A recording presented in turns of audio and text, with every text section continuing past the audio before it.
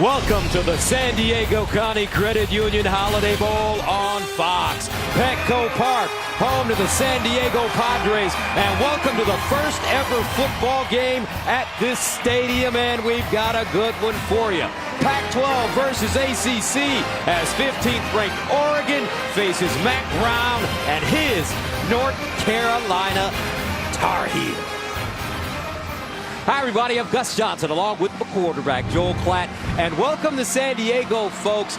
This should be a great matchup. Oregon coming in with a 9-3 record. UNC coming in with a 9-4 record. To win 10 games is a big deal. Just ask any coach in football. And in this matchup, Joel, we get a chance to see two dynamic quarterbacks. I cannot wait. All bowl season, I've been texting you. I'm like, I can't wait to watch these guys play. We've got one of the best quarterback matchups in all of bowl season. Let's start with the old hat, the veteran from Oregon, Bo Nix. Reinvigorated his career after that transfer from Auburn. He was so efficient, 71% completion percentage. Really put himself in the Heisman discussion late in the season. And on the other side, for North Carolina, Gus, this kid is one of the most talented quarterbacks in the entire country. Drake May, when he decides to go to the NFL, when he's eligible, he's going to be in the discussion for the top pick overall because of his athleticism and his arm talent. We are in for a shootout today.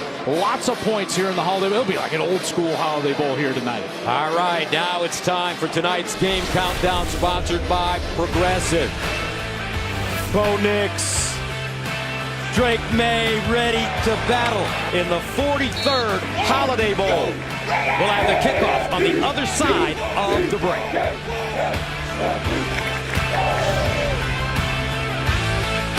In the Holiday Bowl, we're ready for the opening kickoff. But right now, let's go downstairs to the third member of our team, fresh off her spectacular performance at the World Cup in Qatar. She's back, folks, the All-American girl, Jenny Tabb. Gus, let me say, it feels good to hear you say that. And thank you. I'm so happy to be back with you guys. And what a game we have in store tonight. And some special coaches going up against each other. For Oregon, Dan Lanning, his first year as a head coach. He's facing the Hall of Famer Mac Brown, who's coaching today in his 6th ever Holiday Bowl. Something unique about these bowl games, they have time to catch up before the game. And Coach Brown had some special advice for Coach Lanning. He said, stay true to yourself. Remember, it's always about the players and enjoy the journey. We asked Coach Lanning to reflect on this season, and he said, honestly, I have been able to enjoy it and soak it in. And we asked Coach Brown the same thing, and his answer was this. He said, no matter what, it is always about the players. It's a wonderful game that my wife, Sally, and I have enjoyed for 34 years of incredible kids. We're blessed, and we are still loving every bit of it. And you are going to love the weather here in San Diego. Kickoff time, perfect. 59 degrees, no humidity. Oregon wins the toss, defers. North Carolina will receive. Andrew Boyle will kick it away. George Pettaway is the deep man. First ever meeting between Oregon and North Carolina here at the 43rd Holiday Bowl. First ever football game at Petco Park. Ducks, Tar Heels, and here we go. And it's fair caught in the end zone. So North Carolina coming onto the field. This young man, Drake May, Joel Klatt, he could be a special one down the road. Oh, man, listen, I think he's special right now. He's had one of the great seasons in all of college football. It's interesting because at one point, this is a 9-1 team. They struggled a little bit down the stretch, and I asked Drake, hey, as a young player, have you had time to reflect on what you think you learned during those 3 losses there at the end of the year? And he said, yeah, I did, and I needed to be more patient. I was looking for the big play too early and too often. He wants to be patient tonight, early in this game. Let's see if he learned that lesson. First down and 10 of the 25-yard line for the Tar Heels. Elijah Green in the backfield, and they'll throw it on first down. Morales, the intended receiver, the tight end, incomplete. Let's take a look at North Carolina on offense. Up front, they give up a little bit too much pressure, so that's something that Oregon's going to try to take advantage of. And then on the outside, they're going to be without really their two best receivers. Josh Downs declared for the draft.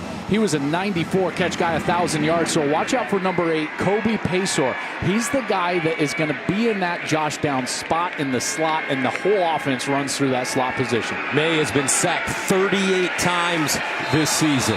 Elijah Green running left defensively for Oregon. Lots of opt-outs here, Gus. Here's what we got. We've basically got the most impactful player on all 3 levels that has opted out. DJ Johnson, leader in sacks, opted out. Noah Sewell, best linebacker, opted out. Christian Gonzalez, corner, opted out. So it's about the young players getting the opportunity to come in and play. A guy like a Keith Brown, watch out for him. But the key for them is their safety, Bennett Williams. He's the one that gets them lined up. 3rd down and 8. At the 27, opening series for North Carolina. May in trouble, and he's sacked. Big time move. Funa rushing in. 39th sack for May this year. That's a loss of 13. Well, what you see is just a breakdown as he's initially going to get his eyes up. He wants to go to the left side, and nobody is out there as Funa is able to come in totally untouched. A nice design for Oregon to send one more guy than North Carolina has in protection. Drake doesn't see it, and he goes down with a sack. So Ben Kiernan will punt it away in his own end zone. Josh Delgado, the deep man for Oregon. And this is a high spiraling punt. Fielded at the 45, so the Ducks will have great field position to start this game. 41-yard punt, and that brings on Bo Nix. And here's a young man who you mentioned transferred from Auburn. He decided that he is not going to declare for the NFL draft, and he's going to come back for next season, and he can play. Well, I mean, you talk about the excitement around the program when he said he was going to come back. His biggest strength, Gus, is actually what he does with his mind. He's going to check the play quite often, sometimes run play to run play, but he is in charge and responsible for getting them into the correct play pre-snap. And that's one of his greatest assets and what makes them such a good offense. So 1st down and 10 of the 46. Bucky Irving, the sophomore running back in the backfield. They'll give it to him, and he'll cut it inside. Nice run. Gets close to that 1st down marker. That's a gain of 9 offensively for Oregon. The heartbeat of this team really is their offensive line. They're veteran, they're tough, and they're very physical, and they want to feature that run game. And that's why Nix's ability to get them in the right run play is so important. And then for the skill positions, watch out for Bucky Irving. I'm telling you, they can run the ball as well as anybody in the country. We don't talk about it a lot, but this team is very physical. 2nd down and 1 at the 45, and they'll flare it out. Irving and Bucky Irving, the Minnesota transfer, won't pick up the 1st down. Boykins with the tackle defensively for UNC. Lots of young guys going to get a chance tonight. They've been decimated by injury and transfer. And what you're going to see is a couple of guys that they're very excited about in the back end. Marcus Allen, number 29, and 31, Will Hardy. These are guys that are young players, both freshmen, and going to get a chance tonight against a very dynamic offense. 3rd down and 2 at the 46. Irving remaining in the backfield, now in motion.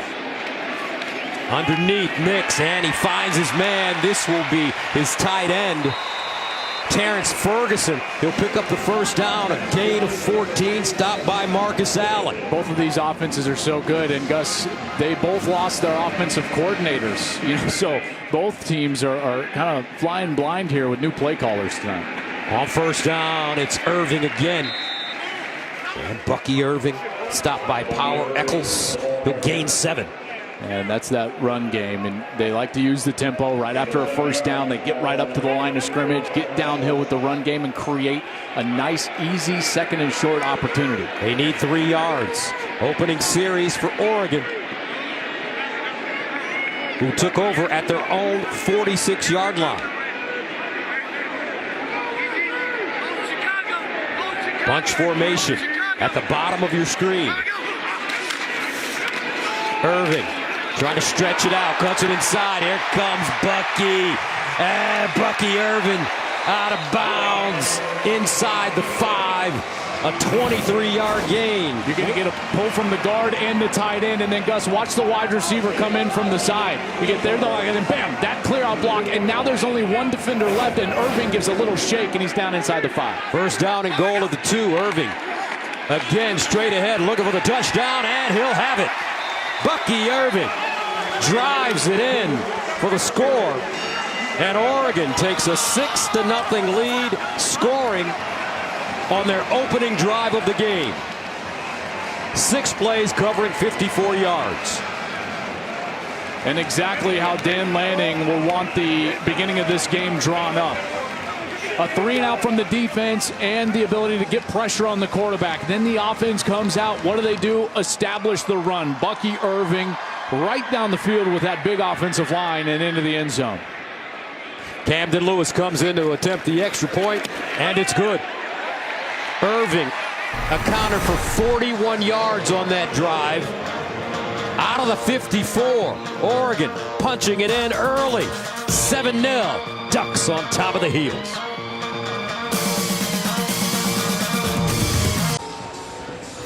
College football fans, you still have time to enter your 6-game predictions for a chance to win $5,000 on Fox Bet Super 6. Download the free Super 6 app now. Then enter your 6 picks in tonight's game for a chance to take home 5 G's for the holidays. Look who's here. This kid has become a star quarterback. Justin Herbert, former Oregon Duck, now with the Los Angeles Chargers. And, you know, Joel, I called San Diego Chargers games for so long. Yeah. This was one of the best places to come watch an NFL game. It's hard to get used to saying LA Chargers. I know. Listen, I'm with you. But how about this venue? And by the way, we've been around all these red coats, these volunteers for the Holiday Bowl for a number of years doing this game. I am so happy for all of them that this game is back after 2 years not being played in this great venue. This is a really special night here in San Diego. This ball caught at the goal line. George Pettaway will bring it out with running room and a lane. Pettaway breaking, stays on his feet. Oh, he goes down at the 45. Terrific return of 54 yards for George Pettaway, and he'll give North Carolina great field position. A great blocking up front. Look at the heap of people right here on the hash, right? They're all going down. Great blocking. And then you see the speed, and right there, just enough of the shoelace, and he couldn't stay on his feet, but across the 50. Boy, didn't that look like he was going to be hitting his head on the end zone? My goodness, that was almost a huge return for North Carolina, but sets them up with great field position here on their second offensive possession. All right, North Carolina went 3 and out on their first series of the game. They'll start at the Oregon 44-yard line.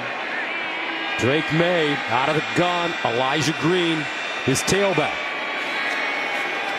Here's Green sprinting it out. Cuts it inside. He'll gain a couple. And Elijah Green, sophomore from Roswell, Georgia, tackled by Keith Brown.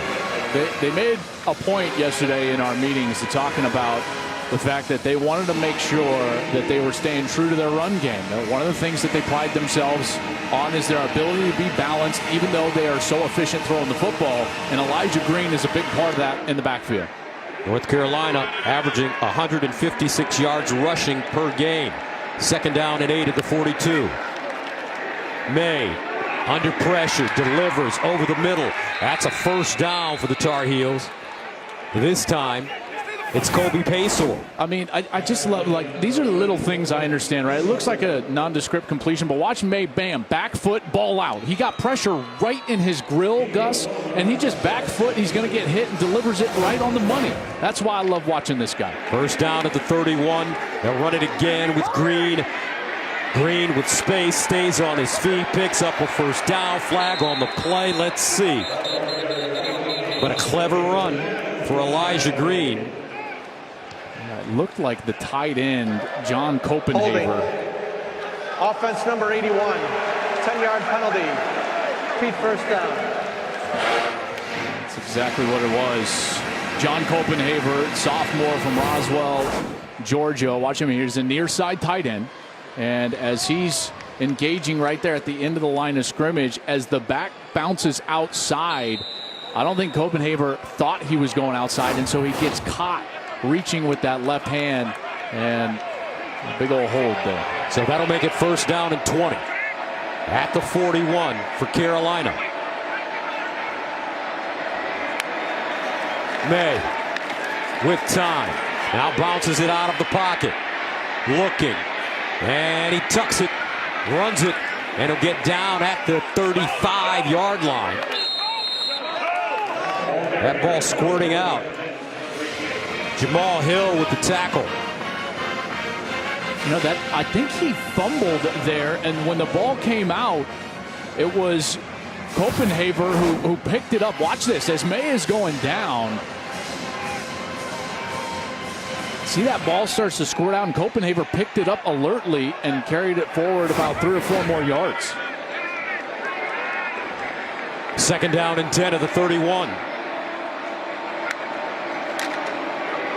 Green in a pile. He'll pick up a yard and a half. This is the spot on the field, though, that Mac Brown, we had a great discussion with him, but part of that discussion was the fact that, he was wanting to be aggressive. And so I think that Mac is viewing this as a couple of downs to get this first down. He wants to come out here and fight and take a swing and show his team that he's in it to win it. And so this is a spot in the game and this series where I think he might go for it on 4th if they've got a short yardage. Mac Brown in his 4th year in his return to North Carolina. May underneath, and he has his receiver, Andre Green Jr. Nice route, 7-yard pickup. J.J. Greenfield brings him to the turf. Yeah, and this is the exact situation I was talking about. They don't need the first down with that play call, so you call something that you feel like can get you positive yardage. They get you a little bit more than that, about 6 or 7, Gus, and it sets up this short yardage 4th down scenario, and he'll keep his offense on the field. Mac Brown coached the Tar Heels to 8 straight winning seasons from 1990 to 97. Left to go to Texas, won the national championship with VY. Vince Young. And a timeout called by Carolina. 7-0 Oregon. Carolina threatening. Back to San Diego after this.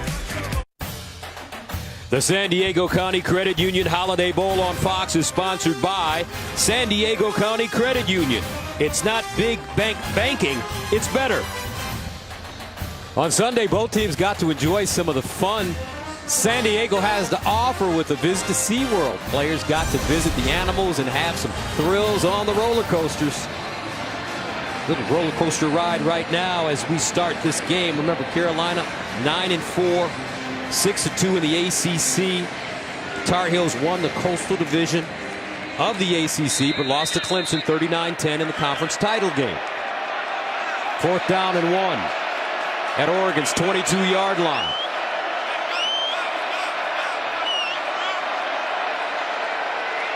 Elijah Green in motion. May looking. May surveying, steps up, wants the first, and he'll get it. A very patient Drake May finally turns it up for 3 yards on 4th and 1. They're trying to create a mesh here, Gus. Watch, they're trying to get this route covered, and watch May's eyes. He's looking left, and now he realizes it's not there. Nobody's open, and now he takes off. That's the athleticism. Sneaky athletic. For a big guy, he can move. He's 6'4", 220 pounds, and he's very nimble. You know what he kind of feels like to me? He's like a young, a little bit smaller Josh Allen. That's the way he kind of plays to me. May has rushed this season for over 700 yards. Elijah Green straight ahead. Baby Josh. That's what he is to me. I don't know if he's got like that. Josh Allen had just like top end arm strength, right? And I don't know if Drake necessarily has that, but he's accurate. Much more accurate than Josh was at Wyoming when he was in school, but he's got that athleticism and that toughness. Kind of a big country guy, and he can get tough yardage. He can obviously extend the play. He keeps his eyes down the field. He does so many things well, but I think the best trait that he has, Gus, is he's just competitive. Youngest of 4 boys. Guy just wants to win. 2nd down and 6 at the 15-yard line. And May throwing the fade in the corner. Incomplete. That ball intended for J.J. Jones. Good coverage in the Oregon secondary. You know, they're not only down Josh Downs, but Antoine Green not really available. So you got guys that are getting a shot here. J.J. Jones gets the shot here in the corner of the end zone, 6'2", 210. Good ball. That's one that you've got to come down with. If you get a chance like that, you've got to make the play for your quarterback. I thought it was a very accurate throw, and he ran a good route as well. Dante Manning in coverage, the sophomore from Kansas City, brings up 3rd down and 6 at the 15. DJ Jones in the backfield now, replacing Elijah Green. Here's May. Double pumps it underneath, caught, and a 1st down for North Carolina. Bryson Nesbitt. Nesbitt is a really good threat for them. He's a kind of a flex tight end, 6'5", 230 pounds. And there May had to work through his progression, get to about 3-4 in his progression. Found Nesbitt, delivered the ball, and moved the chains. What a good series there on here. 10th play of the drive coming up. 1st down and goal at the 8. This drive started at the 44-yard line. Green back in at running back. They'll give it to him. Chops his feet and leans forward. Gains 2. Funa with the tackle as he gets close to the 5.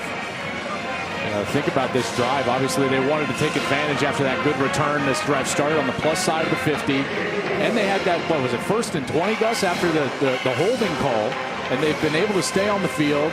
A really positive drive here, but they've got to stick it in the end zone. You got to convert here down inside the 10. You're absolutely right, partner. It was 1st and 20 at the 41. Now, North Carolina, 2nd down and goal at the Oregon 6. May. Underneath. Incomplete. No flag on the play. Nesbitt wanted one, but Bridges was there in coverage. Well, Bridges is getting a chance here tonight. Christian Gonzalez probably going to get selected in the 1st round. He opted out, their best corner, and now Bridges is going to have an opportunity. Gets away with a little tug with that left hand, but there's the length. He's 6'3", and you can see that long reach is able to get in there and defend against Bryson Nesbitt. Triquez Bridges, a sophomore from Lynette, Alabama. 6'3". 3rd down goal at the 6. May pumps in the end zone. Touchdown, North Carolina. Andre Green Jr.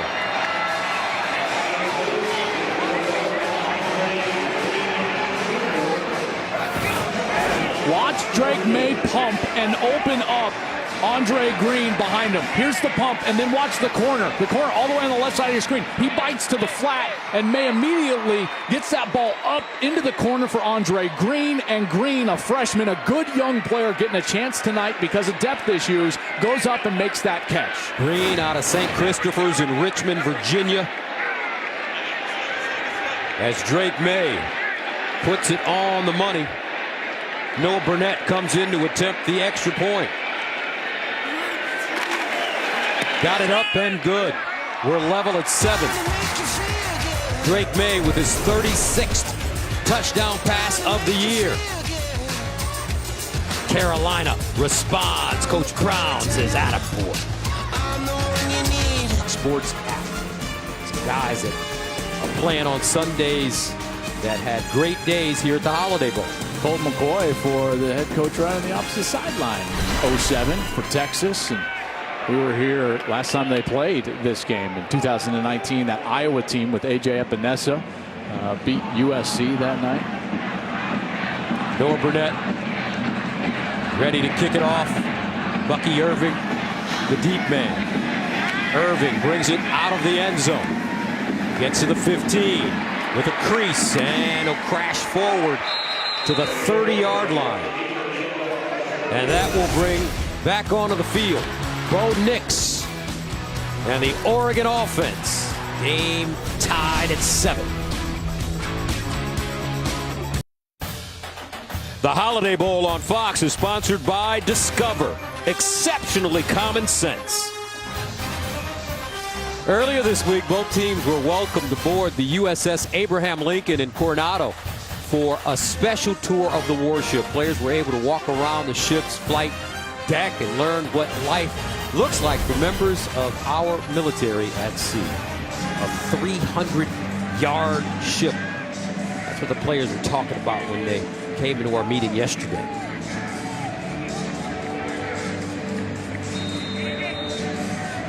So Oregon with the football. First down and 10 at the 30-yard line. Jordan James in the backfield now for the Ducks. They'll give it to him, running right with a big opening. Nice stutter step to pick up the first down and more as he trots out of bounds after gaining 13. I want you to be aware of this short side of the field, okay? So short side meaning like near side here. If they're going to be on the right hash, that means the right side of the field. This is where North Carolina struggles in defense, is what I would call short side of the field or boundary run game. And I think Oregon's going to try to really attack that during the course of this game. First down at the 43. And here's the toss. Whittington gets around the left side.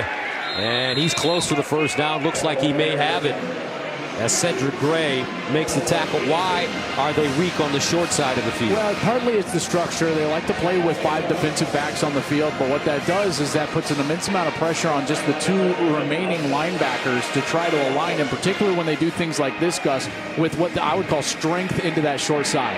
James. And this time he's tackled by Travis Shaw. He gains 6. Oregon having no problems moving the football, and they're going fast. Yeah, they are, and that offensive line is doing a great job. Second down and 4 at the 40-yard line. Quick strike to the far side, and it's Whittington again, the sophomore from Fort Valley, Georgia. Western Kentucky transfer, Marcus Allen with the tackle. And here's what makes it so difficult is right there, North Carolina tried to adjust and send a pressure, an extra guy to fit against the run, but Bo Nix has options in the run game. He can just stand up, and everyone else is running the run play, and he just stands up and flips the ball onto the outside. And it's those type of options that make it very difficult to defend this Oregon team. First down to the 30-yard line. Nix on the play action fake. Winds up, and he'll go down in the backfield. Great pressure by North Carolina as they come up with a sack. Nicely done by Kamen Rucker. Kamen Rucker with an excellent rush here right around this left side of the offense, working against TJ Bass, and you see the double pump right there from Bo Nix. He wanted to go to his first man, couldn't quite get there, and that's what allows Rucker to get home and get that sack. Loss of 6 yards. Rucker from Hartwell, Georgia. That'll make it second down and 16 for Oregon. Nix now, empty backfield. Trips at the top of your screen. Whittington now moves into the backfield. And the play clock winding down. And a timeout called by Oregon. And we'll stay right here. Let's go downstairs and check in with Jenny.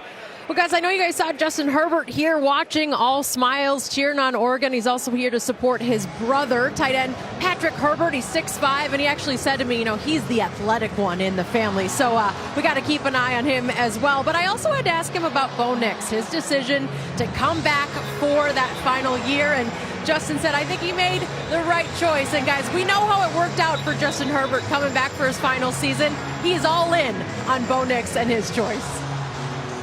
Not only is Justin all in, the entire Oregon fan base couldn't be happier with Bo Nix deciding to return for another season. I really think they'll probably start the year, I would say, just inside the top 10, right around there. I mean, this is a very good team coming back next year. Second down and 16 at the 36-yard line. Nix with time over the middle, and it's a completed pass.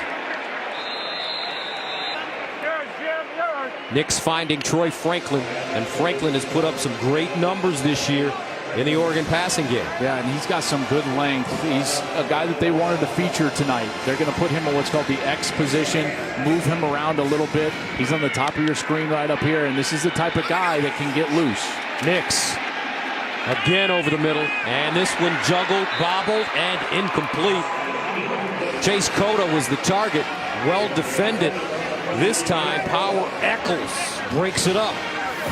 Power Eccles, one of these two linebackers on the field. He and Cedric Gray are really the leaders. And as Cota is trying to come across that short middle area, beautiful coverage from Power Eccles right on his hip, and he's able to break up that pass and force this field goal opportunity.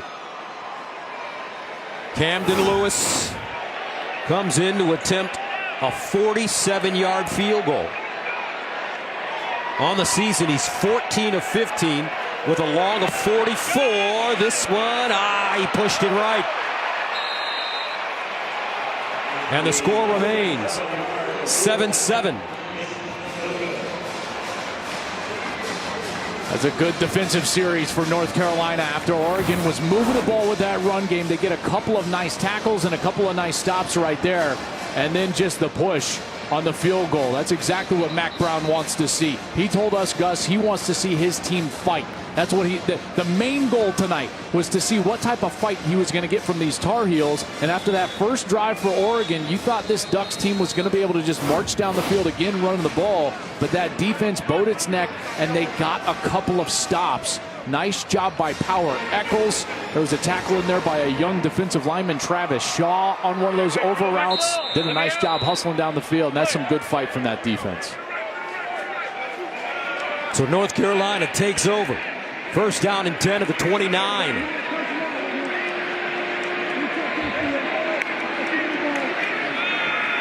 And they'll hand it off. Elijah Green. Tar Heels determined to run the football. They want to try to stay as balanced as they possibly can. You know, if not just for the production element of it, but what it also does is it also slows down the rush. This offensive line has given up too much pressure. You've seen some of that pressure materialize today for Drake May, so they've got to combat that with the run game. Second down and long at the 30. Here's May. Over the middle. Caught. This time, it's Paysour. Tried to turn it up, not a lot, but he will gain 6. And he kind of lost a few yards, didn't he? Because after he caught it, he kind of turned around and looped around. Paysour is in that Josh Downs position.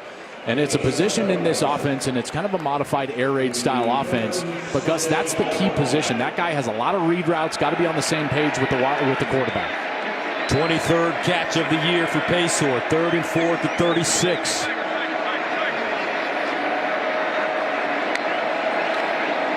May.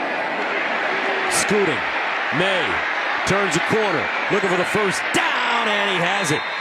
Using that big 6'4", 220-pound frame to get the first down, a 5-yard run on 3rd and 4. I was talking with Dre Bly, the secondary coach for North Carolina, before the game, and he said, I said, what do you think about Drake? Isn't he a good player? And he said, you know what I'm most impressed with, he said? His athleticism, and that has been on display here so far in the first quarter.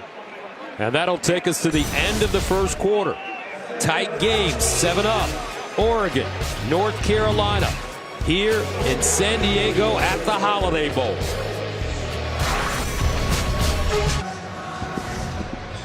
Pacific Life Game Summary, sponsored by Pacific Life, creating financial security for more than 150 years. Well, when I look at this game, it's really about those third downs. Not a lot differentiating these teams so far, but North Carolina was able to convert on their last series offensively, stay on the field, and then they got a big sack. Both teams with a sack, but really rare for North Carolina. In fact, when you look at their defense, you know, they have not produced a lot of pressure on the quarterback. They only had 16 sacks on the year coming in, and the sack on Bo Nix on that last series was huge. So first down to the 41 for the Tar Heels, and they'll run it with Green. Green with a nice slice as he sticks his foot in the ground. Bassa with the tackle after a gain of 7. Yeah, and Elijah Green has been a good story for this Carolina team, because he started the year last spring 5th on the depth chart. Coach has said he just kept working and working and working, and through injuries and a lot of different things, all of a sudden he gets a shot, and he's been very productive for them. 2nd and 3. May, play fake, steps up in the pocket, wants to run, has a first down. And May out of bounds, close to the 30. A 20-yard gain. Well, there's that athleticism again. And on this one, watch the right side of the field. Because of the route structure, that whole right side of the defense gets kind of collapsed down, and all of the eyes go at the wide receivers, and May just takes off. Really smart play by him, and again, he shows us that speed. This is a guy, I'm telling you, he doesn't look fast, but he gets it done on the ground. One of the best dual threat quarterbacks that we've got in the game. May has run for the first down on 4th and 1, 3rd and 4, and now 2nd and 3. Here's Green. Nice cutback. Finds a crease. Bossa again, but it's a 4-yard pickup. What an opportunity for this Carolina team when you really think about it. Because of Josh Downs opting out, Antoine Green not being healthy, a guy like Andre Green, we've already seen him catch a touchdown pass. He's going to get a shot out there. J.J. Jones, Kobe Paysour, this passing attack. Drake May, he gets to work with the guys that he'll be working with next year. And this is the type of development that you want to see from your coach. Mac Brown telling us yesterday that he thinks his Tar Heels are really going to be good next year. And they have 9 wins this season. And May just throws it away. But to record 10 wins in a season, Joel, that's a big deal. Yeah, it sure is. This is, they were just saying he was outside of the pocket, so there's no foul for intentional grounding. But you're exactly right. The 10-win threshold is a huge deal. And think about what Mac Brown inherited was not a good program. And he came back.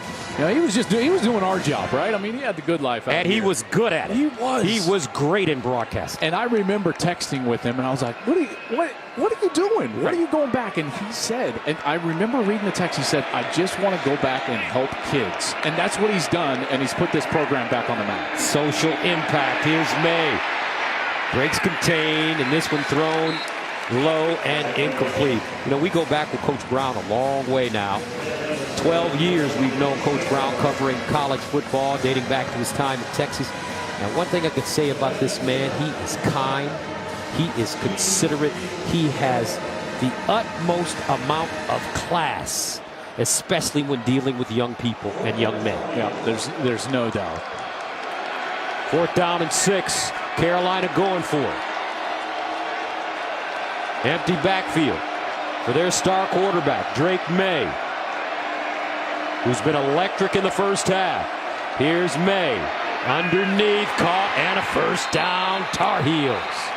Nicely executed. J.J. Jones finding a soft spot, gain of 11. What I love here is that May understands that he's going to get a couple of guys dropping out. He knows to just drift ever so slightly to the right side of the pocket. Did you see that? That's some nuanced stuff right there. He knows he's got a free rusher coming out of his left, and he's got to give his wide receiver, J.J. Jones, just a beat to get away from that dropping linebacker. That is next level stuff right there. That's graduate level stuff from a guy that's just been playing his first year of college football, and this is why guys like me are so excited about his future. First down at the 17 of Oregon. May, and he'll go down. Bossa shooting the gap, and Jeffrey Bossa sacks May.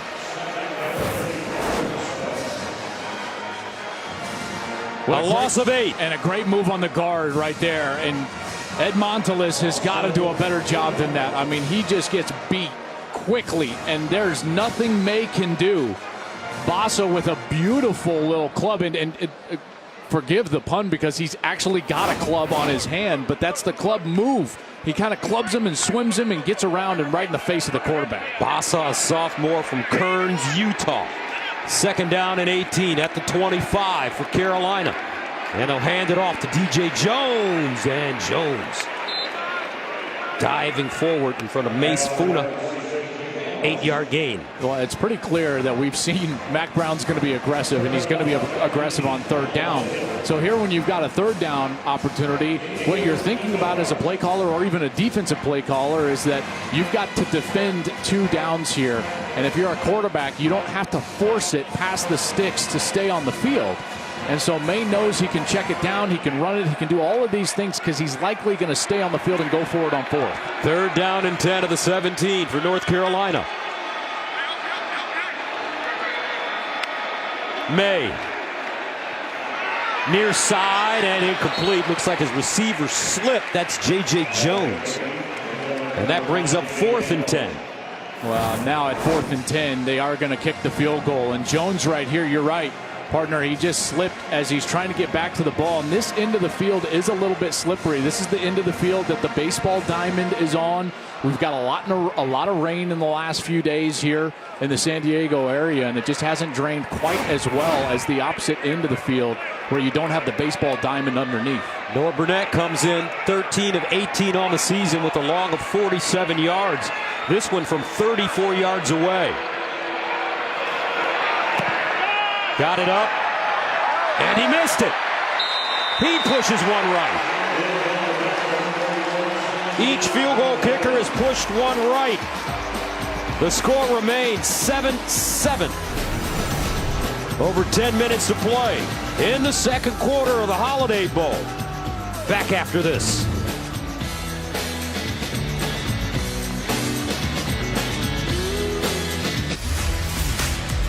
Welcome back to the San Diego County Credit Union Holiday Bowl on Fox. Beautiful San Diego, California. What a special place, folks.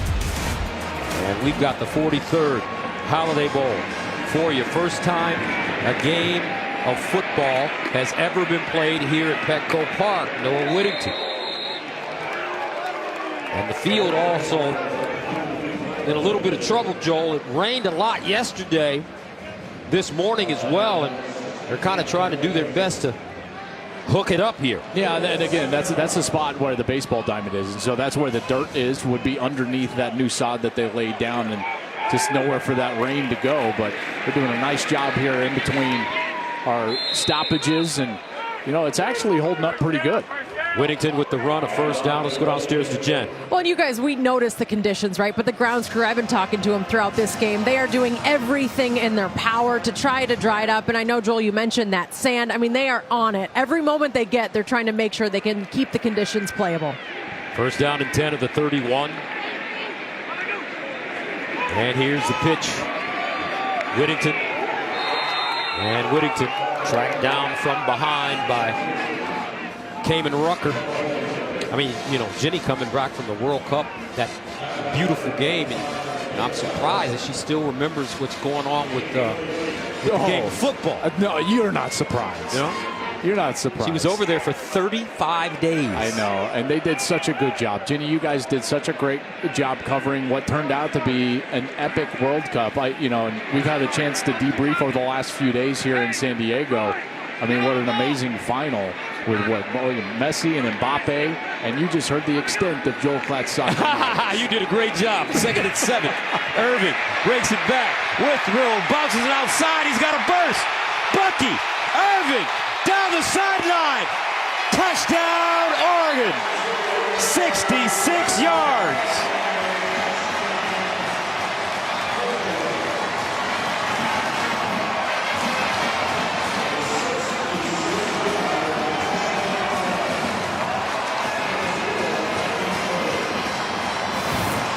You're going to see an unbelievable block here from the tight end. Watch the tight end is coming around. This is Cam McCormick. Cam McCormick right there gets one Tar Heel, and it turns into 2 Tar Heels. Bam! And now Bucky Irving is gone. Good cutback, getting back to the right side, and he turns on the Jets. 13-7. Camden Lewis comes in. Extra point, good. 14-7 Oregon. Bucky Irving, the Minnesota transfer from Chicago, Illinois, making a name for himself out west. And his Ducks take a 7-point lead over North Carolina. Want more stats? Just ask Siri. Who leads college football in passing touchdowns? This young man going buck wild in the first half. Bucky Irving, 5 carries, 107 yards and a touchdown. He had back-to-back 100-yard games in November, including a career-high 146 against Washington. 6 career 100-yard games. And Dan Lanning, the 36-year-old first-year head coach, has to be happy with the way his young running back is playing. So Oregon will send it away. Petaway, who had a great return the last time he touched it, allows this one to go into the end zone for touchback. Well, look at this start to the game for Bucky Irving. Great moves in space. When there's a free defender, he's making a miss. He's finishing very tough behind his pads. There was the touchdown. And then that cutback right there after the great block from Cam McCormick. And he takes it the distance. 5 for 107, now 1,000 yards on the season. And Buck Irving he's doing it, folks. This is a guy from Chicago, just a sophomore. I think he's got a really bright future ahead of him. Now with 1,016 yards, first career 1,000 rush yard season. 6.9 per, too. I mean, like, this is a dominant run game and a clear strength for them tonight. First down, here's Petaway. Let's go downstairs and check it with Jen. Gus, I know you love the story behind the name. So he is actually Marquise, but he's been Bucky since he was 2 years old. And you mentioned he was at Minnesota. Well, the team had a problem calling him Bucky. That is because of their rival, University of Wisconsin, their mascot, Bucky the Badger. They were calling him Bucko. He didn't love that nickname. That's not the reason he left, though. He said he wanted a place he could compete. He said Oregon was home, and what a fit it has been for Bucky. All right, thank you very much, Jenny. I knew another Marquise that had a great nickname years ago. 2nd and 6 at the 29. Hollywood. That's my man right there. I'll never forget it. I will never forget it. Folks, it was a early November afternoon in Manhattan, Kansas. OU playing Kansas State, and Marquise became Hollywood on I think it was like a 3rd and 7 going right to left, and that came out, and I was like, oh, that one's gonna stick. That's right.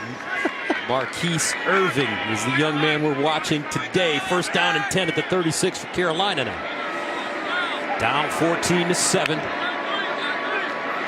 And the Tar Heels run it with Green. Looking for space. 2 yards on the play. Bassa's been doing an extremely good job defensively for Oregon. Yeah, this is a defense that, listen, they know that they need to get better. Tosh Lapoy, their defensive coordinator, and Dan Lanning, for that matter, who's the head coach who really made his name as the coordinator for Georgia. They know that they need to improve defensively. They're without 3 of their better players tonight who've opted out, getting ready for the National Football League, and they know that some of these young players have just got to get better right away. 2nd down and 8 at the 38. May all day to throw that one, and he puts it on the money. That's a strike to Kobe Paysour. A 7-yard gain. They need a yard for first. This guy just understands where to put the football. You got to communicate with your ball placement. Right there, he just takes him outside, and now he sneaks it for the first down as penalty markers fly. I think that Oregon got caught with a substitution, a illegal substitution here.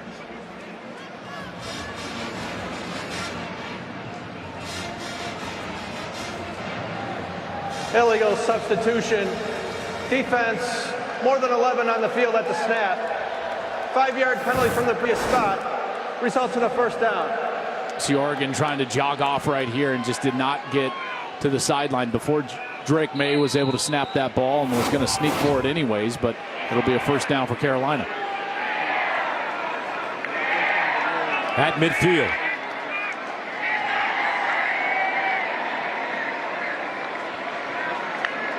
Here comes a blitz. May tucks it. May gets to the sideline. May still running. Drake May using his legs. He'll gain 24 yards on the play. And he's had a terrific rushing first half. So he's going to pump this over. He wants Elijah Green right there, but he just sees it and he knows, like, hey, I've got space right down the middle of the field. He gets released from his offensive lineman, almost like a little bit of a quarterback draw right there. Gets over to the left, and that's a really good run. 7 carries, 41 yards for May in the first half from the quarterback position. And he'll loft it in the corner, and incomplete. No flags on the play intended for Paysour. Great defense by Bennett Williams. Boy, Bennett Williams was all over him. Maybe gets away with a little contact, but turns back and plays that ball, extends, and Paysour could just not get any space.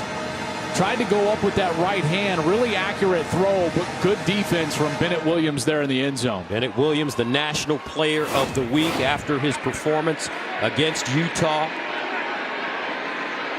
Second down and 10 at the 26. May underneath, caught, and another first down for North Carolina. Copenhaver this time secures it and gains 11. Well, they've done a nice job with that little underneath passing game, haven't they? You know, just finding the tight ends, finding a little bit of space there. It's either been that or Drake May's ability to run that has really been the most effective thing for Carolina offensively so far in this first half. What they were able to do to get their touchdown, though, is they eventually had to strike up over the top, and they did it with their young wide receiver, Andre Green. And Green right now is going to be at the top of your screen. First down at the Oregon 15.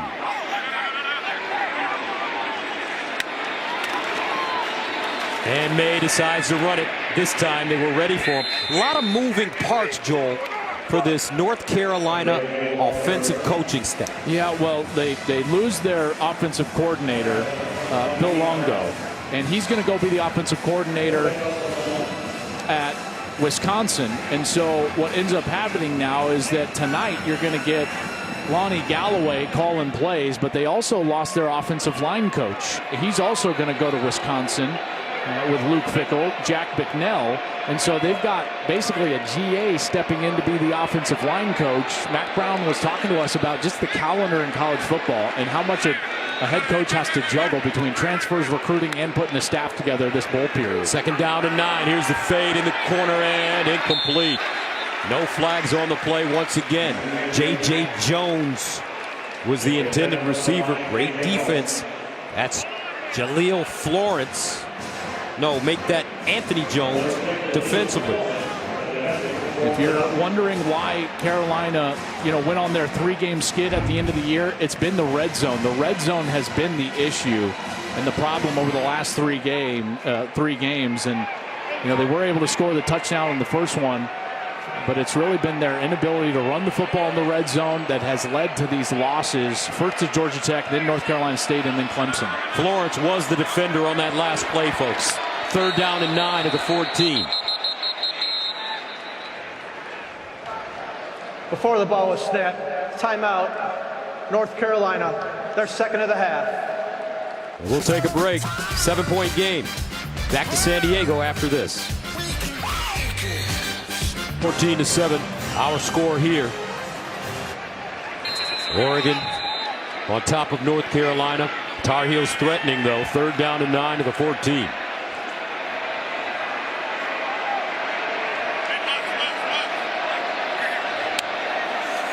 May looking, guns it in the end zone, touchdown Carolina.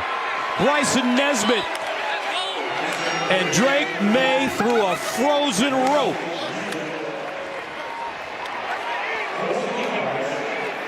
I mean, you can't throw a better ball than this from Drake May. I mean, watch this window that he's throwing in the end zone. First of all, he's going to get right over the top of this linebacker right there, and then the ball is out. Bam! Great timing, anticipation, and a beautiful throw. And Nesbitt, with that 6'5" frame, is able to go up, get his body on the ball, and bring it down. That was a beautiful ball from Drake May.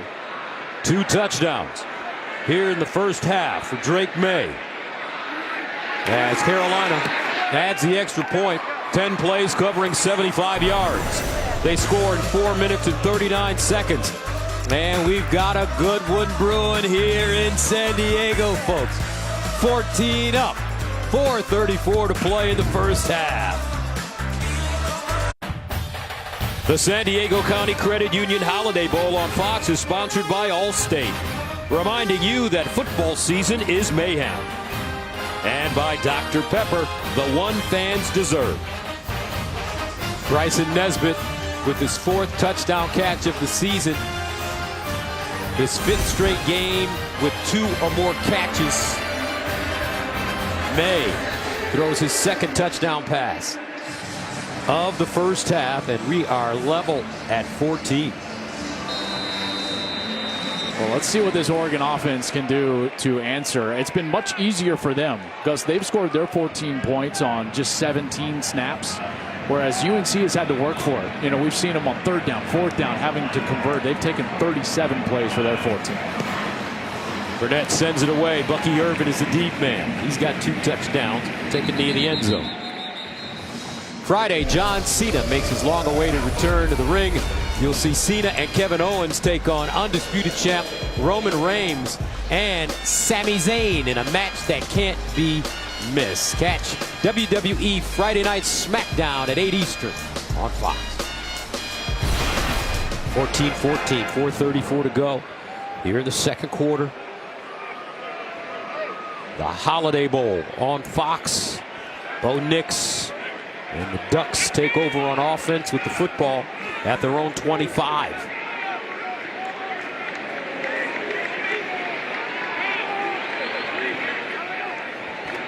And the handoff. No, they throw it far side and it's caught. Terrence Ferguson, the tight end, sophomore out of Denver. And Marcus Allen there defensively, 11-yard gain. Big tight end target, 6'5", 255 pounds. It's a mismatch on the outside with a small corner. First down and 10 of the 36. Near side this time, and it's caught by Chris Hudson. And Hudson crosses that 40-yard line, gets up close to the 42. So you might be wondering, like, hey, they've been running the ball so well. Why aren't they just running the ball? Well, because now North Carolina has committed an extra hat down to the box. So Bo Nix is reading that, and he's like, okay, we got the numbers outside, and he just flips it outside. 2nd and 5. Nix double clutching. Dive forward. Not a lot. Right in front of Cedric Gray. Nice job by DeAndre Boykins, number 16 right there. Thus, he was what I would call the support defender on that side, and he baited Bo Nix into thinking that he was going to defend the run, and then he jumped outside, and that's why Bo Nix had to pump and just kind of dive forward. Sophomore out of Concord, North Carolina. 3rd down and 4 at the 42.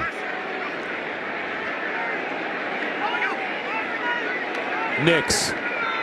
All day to throw the football. He's got the first down, finds Ferguson, his tight end, and he'll rumble forward and get down to the 30-yard line, a 25-yard gain. Well, what you're going to get is the crossing routes, but they kind of get mixed up with one another, so they've got great protection, and that's the reason Nix is able to come all the way back to that left side. He finds Ferguson and moves the chains. Terrific job by that offensive line, giving Nix the time to get to that 3rd man in the progression. 1st and 10 at the Carolina 32. Coming to you, Marcus. Nix pulls it out, decides to run it, and he'll slide down as he gets inside the 30 for a 3-yard gain. I love the adjustments that are made during the course of the game because North Carolina has changed on this series. They are committing more to that run game. That's why Oregon has had to go to those little, screen passes, easy throws on the outside. Now you see Nix as he's in that zone read style fake. They're committing to stop the run, so he takes it on the outside. Love all this stuff going on. 2nd down and 7. And a handoff. Whittington. Bo Nix, interesting young man. Got married 6 months ago. His wife's name is Izzy. Izzy Smoke was her maiden name. And we thought after we talked to him, maybe Bo should change his name to Bo Smoke. That would be nice. I was going to say, like, as good of a name as Bo Nix is, right? It's a great name. That's a great name. Bo Smoke? Bo Smoke. I mean, come on. You never know. 3rd down and 5 at the 27.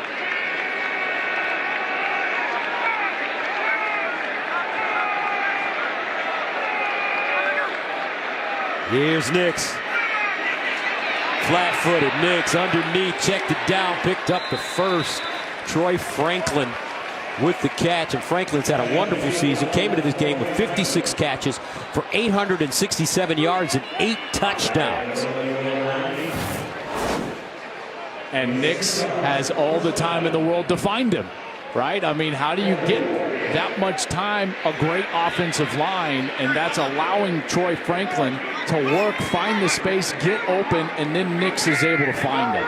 From East Palo Alto, California, Troy Franklin. 1st down and 10 of the 21. Here's the pitch. Whittington trying to square his shoulders, and he'll get out of bounds. Crossing the 20, 5-yard gain. Cedric Gray ushers him out of play. Good offensive series here for this Oregon team. But it really is, and remember what I said right at the outset, the heartbeat of this team is up front. Gus, you can see that whether they're trying to run the ball or throw the ball, that offensive line is dictating the terms of this game. And this Ducks team, 62 points scored in the last 2 minutes of the first half this season. That is really good. And we haven't seen any Bucky Irving on this drive. Remember, he's over 100 yards rushing on 5 carries, a couple touchdowns. 2nd and 5 of the 16. Nix delivers, and it's intercepted. Down the sideline. Power Eccles looks like he just picked it up before it hit the turf. And if it stands, it's the first turnover of the game. This ball was battered around. Here's Cedric Gray, 33. So he's the one defending. Ferguson kind of hits it, and then watch that up off the leg. Oh, the toe. He kicked it. Oh, my goodness. Wow. Jenny, that's what she saw in Qatar. What do they call that, a touch, Jenny? Oh, yeah, you guys got it. You guys are all over the soccer terms now. Well done. He one-timed it. That was a play. Unbelievable. Holy cow. Gus, that's the best interception I've seen all year. Oh, my gosh. Power Eccles gave a little toe punch, and it comes up right to him. And North Carolina now set up on the plus side of the 50, inside of 35 seconds to go in the second quarter. I don't think I've ever seen anything like that before. Messi would be proud. Oh, yes, he would. The ruling on the previous play was an interception. The play's under further review. And even when the officials see this one. Now, the only thing I'll say is, if he, like, we're joking around about like he kicked it to himself. An intentional kick is illegal, but this does not look intentional, right? He's going. His toe is just coming up. I don't think that that's overtly intentional in my book. You know, at least there's nothing that you can say. Like, watch, see, it just kind of comes off his foot, and then it's there for him to intercept. I certainly hope that they would keep this as an interception.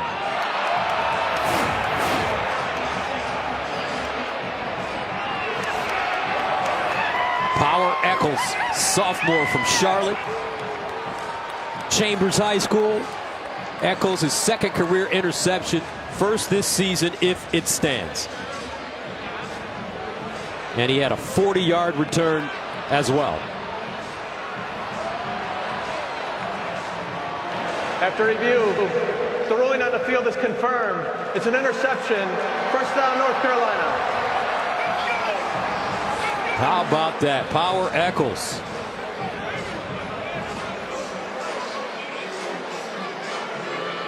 And, you know, Eccles, very versatile athlete. He was a star basketball player at one time at Western Michigan, who averaged more than 9 rebounds a game.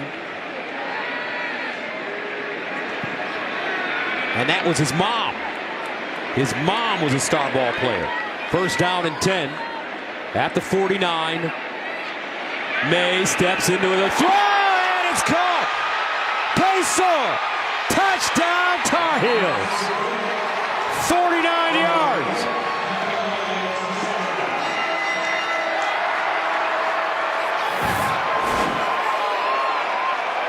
Watch May step up first. All right, the first move is the ability to step on the pocket right there. And then the anticipation, throws an absolute dime to Kobe Paysor in stride, and he just runs right through it to the end zone. Paysor wasn't even looking when that ball first was released, and then he finally gets his head around, and Power Eccles on the bench is like, that is right. I set you up, you take it home. Drake May a dime to Kobe Paysor, and the Tar Heels stun the Ducks here at the end of the second quarter. 3 touchdown passes in the first half for Drake May. And he hit Paysor in stride as Carolina takes their first lead of the game. Burnett for the extra point. 21-14, 26 seconds to go here in the first half.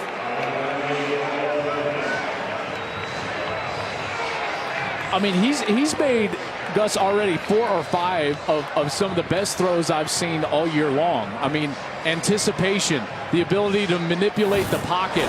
And how about this turn of events right here? You've got Gray with coverage. It comes off his calf, and boop, a little touch.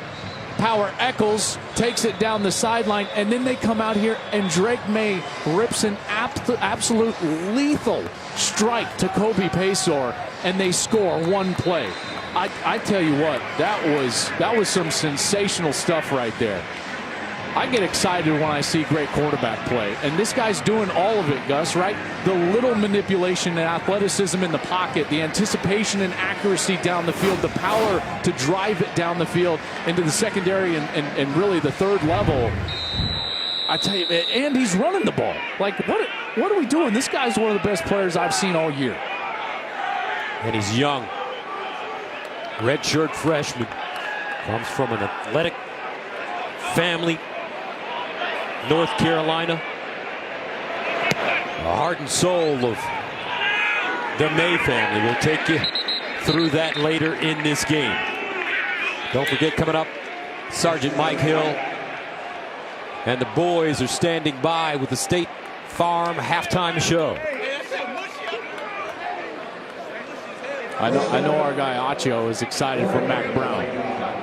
I know he picked Carolina because of his ties, Mac recruiting him to Texas, and obviously Mac has done a heck of a job, with this Carolina team. And listen, they've been decimated by guys hitting the portal, some injuries on the defensive line.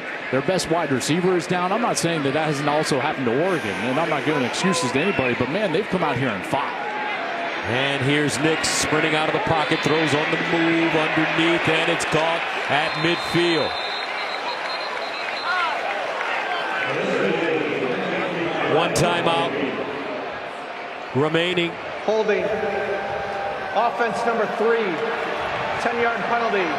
Repeat first down. That's Ferguson, the tight end, with 18 seconds left. Each team has a timeout left. Ferguson just got caught there. They were trying to roll the pocket. They do this really well. When they get Nix outside of the pocket, he's very dangerous throwing the ball down the field. And Ferguson's here right on the right side of your screen, and he doesn't really need to do this, but he kind of gets his arms wrapped around and then just kind of tackles him down as Nix was already outside of that contained player. So a little mistake there from Ferguson. First down and 20 at the 15.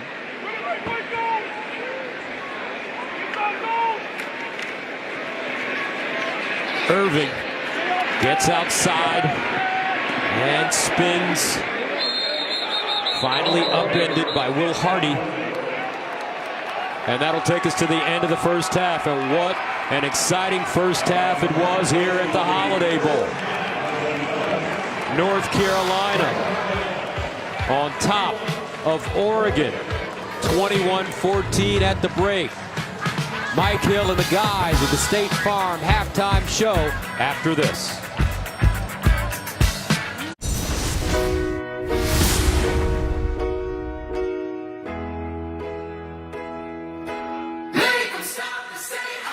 I'm gonna be a big deal, be a big shot. Don't think too small, don't put me in a box. I'm a big deal, I'm a big shot. Make them stop the same. I'm gonna be a big deal. Welcome back to the San Diego County Credit Union Holiday Bowl on Fox. And we're ready for the second half. 21-14, Carolina on top of Oregon. Gus Johnson along with my partner Joel Clapp. Man, we've got a game. What an exciting first half. 21-14 Carolina, and somehow the Tar Heels just whipped the momentum of this game around. And it really was because of their quarterback play. And Drake May made a couple of plays. I want to show you these plays because they are next level quarterback play. Let's go to his first touchdown, Gus, and check out what he's able to do right there. He's going to draw that corner outside, and then he throws a dime behind him, right? Well, that's great. Okay, he does it once. Well, now check out his second touchdown pass. He's got 3 defenders that he's got to thread the needle, Great timing, anticipation, and accuracy. Bam. That's a great throw. And then this was the best one of them all. He's got the safety moving this way, and so what does he have? He's got a little area right there on the field. Boom. Throws an absolute laser beam with pressure in the pocket after he had manipulated his way to get free, and he throws it to Kobe Paysor. I mean, those plays are ridiculously good for any quarterback, much less a quarterback that lost his offensive coordinator, that lost his best wide receiver. He's out there with a shaky offensive line and was just absolutely throwing dimes, and that's the reason North Carolina is up 21-14. Carolina's May, 10 of 18, 129 yards, 3 touchdown passes in the first half. Remember, this young man has thrown for over 4,000 yards this season. He came into this game with 35 touchdown passes. He's rushed for over 700 yards coming into this game, 41 yards rushing in the first half. So, wow, what a young player, and he's a baby. So Noah Burnett will send it away. Oregon won the toss in the first half, deferred, so they will receive Bucky Irving, who's also had a tremendous first half, back to return it, and he'll start from his own 6-yard line, crosses the 20, gets to the 25 before being taken down. Let's go downstairs to Jenny. Well, I know you guys were going to be pleased with what you saw from Drake May, so I asked Mac Brown the same thing. Was that the best half you've really seen from him? He goes, no, that's just my quarterback. I expect it from him. He has been impressive. But the biggest thing, how pleased he's been with the fight from his guys. He said they're playing confident, they're playing loose. Had that huge play on defense. He wanted to see his guys compete, and boy, Coach Brown was happy. Coach Lanning said you can't turn the ball over. We're tackling okay. Special teams, you know, we hurt us a little bit, but guys are fired up to get back out there. We got a whole second half of Oregon football coming your way. All right, Coach Lanning, 2-time national champion football coach with Alabama and Georgia. First down and 10 of the 26. Irving trying to get outside, but this time Carolina ready for him. Cedric Gray beat him to the spot. That's a loss of 2. And this Carolina defense, what they're going to need to do in the second half is really sell out to stop the run. Put the game onto Bo Nix, the quarterback for the Oregon Ducks. Create some one-on-ones on the outside. Challenge Oregon to be a drop-back passing team, because the bottom line was Oregon ran the ball way too efficiently in the first half. They ran for over 9 a pop, Gus, and that's where I would live if I was Oregon, try to get back on track with that run game. Second down and 12 at the 24. Nix over the middle, and nothing. Troy Franklin with the catch, but he's slung down by Gray once again. And this defense now has an early opportunity to get off the field. After the last time they were on the field, they got that great turnover. It looked like Oregon was going down to get a score. They would get the ball to start the second half. They were inside the red zone, and the Tar Heels got the turnover, that Power Echols interception, and now here they are, a play away from getting off the field on the first possession of the second half. Third down and 12 of the 24.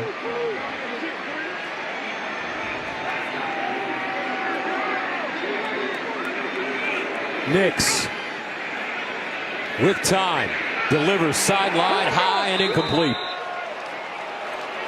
Franklin the target, Marcus Allen defensively. And Nix had him, just overthrew him. He had all the time in the world back there in the pocket, but his feet stopped. And once you lose the rhythm of your feet as a quarterback, watch Nix as he's going to get, and he's going to look over to his left. But see right here, he just totally stops. Well, now he's flat-footed, and when you try to throw the ball, you jump at it, and it sails on you. Okay, he's got to step through his drop and keep his feet moving just a little bit, and that rhythm will create accuracy. First punt of the game tonight for Oregon. Adam Barry sends it away. George Pettaway had to take a bounce and will be down near the 30-yard line. And that brings Drake May back on the field for the first time here in the second half. I remember when I was doing SEC games years ago when Peyton Manning was playing at Tennessee. Peyton was criticized because he kept those feet chopping for having happy feet. See, I think it establishes a little bit of rhythm, and when you keep the timing of the offense in your feet, it can help you get through your progression. Think of it this way. You get back to the back end of your drop back, and then one hitch up, and it's all controlled. You're not just chopping. It's all controlled. You hitch up once, now you're to the second man in the progression. Hitch up a second time, you're to the third man in the progression. And that timing, Gus, helps the offense, and it helps you as a quarterback. First down to the 30-yard line for North Carolina. Green corralled and taken down as he crosses the line of scrimmage by Keith Brown. This Oregon defense has to adjust here in the second half, and they've got to sit in one of two molds. They either need to get aggressive, Tosh LaPoy, the defensive coordinator, and send guys and get pressure on Drake May. And if they don't send the pressure, they need to drop 8 into coverage. That's what North Carolina State and Clemson did in the last couple of games to May, and it confused him at times. 2nd and 9 at the 31. May drops it off, incomplete. Well defended by this Oregon team. Steve Stevens knocks it away from Kamari Morales. There was that blitz, so they pressured him on that play, and now on 3rd and 9, we'll see what Tosh LaPoy wants to do. Clemson had a lot of success, Gus, in that ACC championship game where they would only rush 3 defensive linemen, drop 8 into coverage, and it forced May to hold the ball longer than he wanted to. North Carolina losing that game to Clemson 39-10. 3rd down and 9 at the 31. May, here comes a blitz. They pick it up, deflected and knocked down as the ball crossed the line of scrimmage. Brandon Dorless got a big hand on it, and that'll force Carolina to punt. What I love here is that you're going to get a blitz from the left, but then watch Dorless. Gus, he just kind of creeps over, and he's not rushing, and he reads the eyes of the quarterback. Then he jumps up, and he's able to bat it down. So they confused May into thinking that he had to throw the ball hot right away because of the blitz, and there was Dorless just creeping down to the left side, and he's able to get the hand on the ball and bat it away. Ben Kiernan punting it from his own 16. Chris Hudson back deep. End over end. Hudson fields it on the run, tries a turn and loses an edge. And it'll be down at the 27, a 37-yard punt on the play. Coming up, Bo Nix in the offense right after this. The San Diego County Credit Union Holiday Bowl on Fox is sponsored by Ram Trucks, built to serve.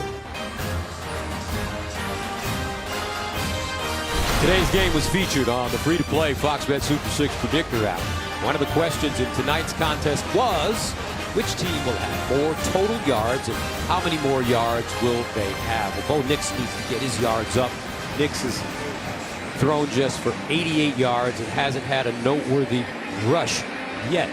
Yeah, and at the end of the season, Gus, he was hurting some ankle injuries throughout the years, and again this year really slowed him down as far as the way that he runs the football. And it's, I think, progressed here tonight.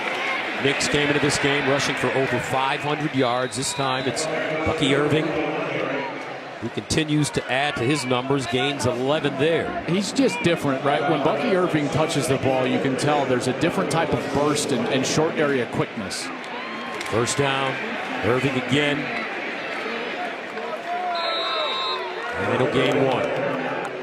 But again, look at how low the safeties are playing now. This is clear. What Gene Chizik, the defensive coordinator, what he's decided to do is he said, okay, I'm not just going to let you run the ball on us like they did in that first quarter and early second quarter. They're going to try to get this into a game in which Bo Nix has to drop back and throw it with the low safeties. And here's one of those low safeties right there. 2nd down and 9. And it's Irving slashing through the North Carolina defense. It'll be close to the first down. Cedric Gray with the tackle. Let's see where they spot it, and they will pick up the first down. Irving continuing to play well. First down. Runs it again. And Irving. And after that great first quarter and a great start to the second quarter, they went away from Bucky Irving, put him on the bench.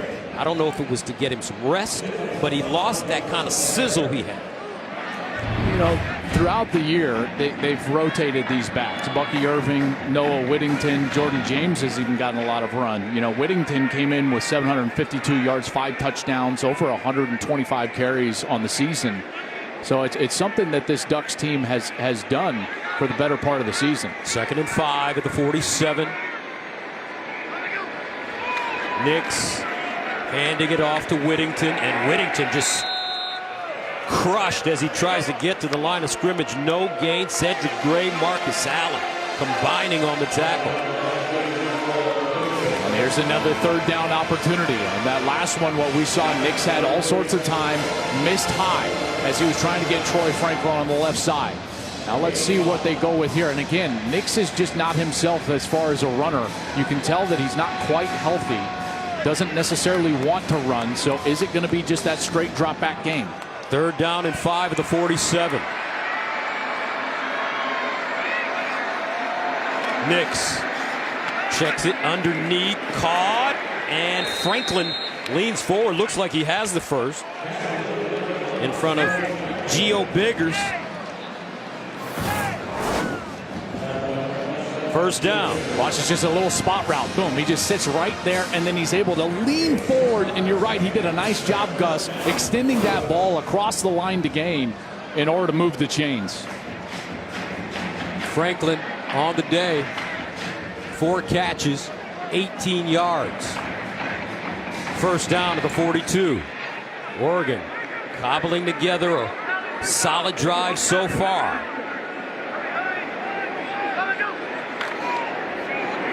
And the handoff to Whittington. He stutter steps and gets to the line of scrimmage. No gain on the play. Ritzy with the tackle. Watch Javari right here. So you've got Javari on the defensive end, Ritzy. And Ritzy is able to, he's unblocked and he kind of slow plays it, forces the handoff, and then he collapses down and he makes the tackle. That's a really good job from Ritzy, making the play and patient enough to force Nix to hand the ball off. Sophomore from Kernersville, North Carolina, Glenn High School, 2nd and 10 at the 42. And another run. Whittington, can he get outside? Cuts it inside. And he'll go down inside the 40. DeAndre Boykin's first man to him after he got 4. 7 runs, 1 pass on this drive. And they've been able to force him to have to convert on some of these third downs here, and now another one. They went drop back pass on the last couple of third downs. We'll see where they go here. Had Troy Franklin on just that little sit down route. Now they're going to have this bunch set, 3 wide receivers here near side. Ducks rotating the running backs. Now Jordan James in there. It's been Irving, Whittington, and James. Here's James, gets through the hole, picks up a first down as he gets to the North Carolina 30. Well, right here you get a blitz. Okay, so North Carolina decides to blitz. I believe that's Power Eccles right there. He's blitzing on the interior, but that vacates an area, and they're able to exploit that with the run game. Chapman Jr. thought he was able to get in there for a tackle, but not able to get him down, and Oregon can just run there on a 3rd and long for a first down. Bucky Irving back in, 1st and 10 of the 30. Nick sprints out, looks backside, delivers, and he's got a receiver, but not a lot. Well done by the Carolina defense as Cam McCormick made the reception. Boy, these 2 linebackers, Gus, we've called their name quite a bit, right? Cedric Gray, Power Eccles. They've been pretty good so far. I know that they've been giving up some yards in the run game at times here, but these 2 linebackers have done a really nice job against the pass. And at this point on this drive, what you can say is North Carolina is doing a nice job of keeping them in front of them. Right? Nothing big, nothing over the top. Even there, they're trying to confuse them and get something back going the other direction. And Carolina stayed disciplined and right with it. Player down, Cam McCormick, 21-14. And don't forget, you still have a chance to win $100,000 of Terry Bradshaw's money on Sunday simply by playing Fox Bet Super 6.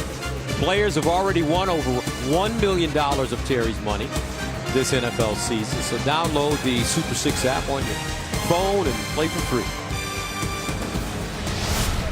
I knew Terry had a lot of money, Joe, but jeez, oh, he gave away a lot. Got enough to just give it away like that.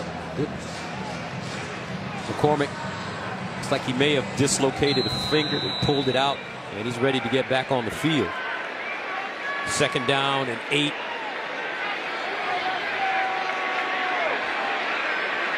Oregon down by 7. Bo Nix looking near side. Whittington bottled up, driven backwards, no gain. He may have even lost a yard on the play.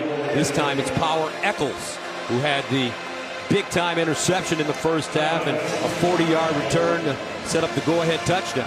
Really good tackling on this series so far from this North Carolina team, forcing Oregon to earn every single yard, but they've been able to get the conversions. Run or pass, they've been able to move the chains. This one, the most difficult, though, the longest third down opportunity that they've had on the series. Third down and 8 yards to go. Nix steps up, wants to run, and goes down as he crosses the line of scrimmage, and that'll bring up 4th down and 7. I would expect them from this field position. They're not all that confident in their long kicking game. Obviously, Dan Lanning, I mean, he'll go for it on any field position. We've seen that. Obviously, against Washington, inside of 2 minutes, went for it in his own territory, kind of bit them, ended up losing the game when they weren't successful, but they'll stay on the field here. 13th play of the drive that started at the Oregon 28. 4th down and 7. Bo Nix, and incomplete, and Oregon turns it over on downs. Chase Cota, the intended receiver, coming up. North Carolina with the football up by 7 points. Went to Oklahoma. There's a kid that used to go to Oklahoma that's playing some lights out football in college football right now. First down and 10 at the 27. This ball goes to the sideline, caught by Copenhagen. Nice game. How about Spencer Rattler?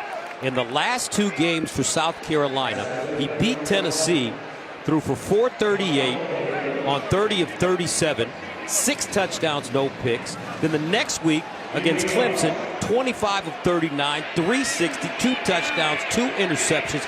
They'll take on Notre Dame in the Gator Bowl. This kid is really playing some good football at South Carolina. So happy to see that he was able to turn things around when he left Oklahoma. 3rd down and short.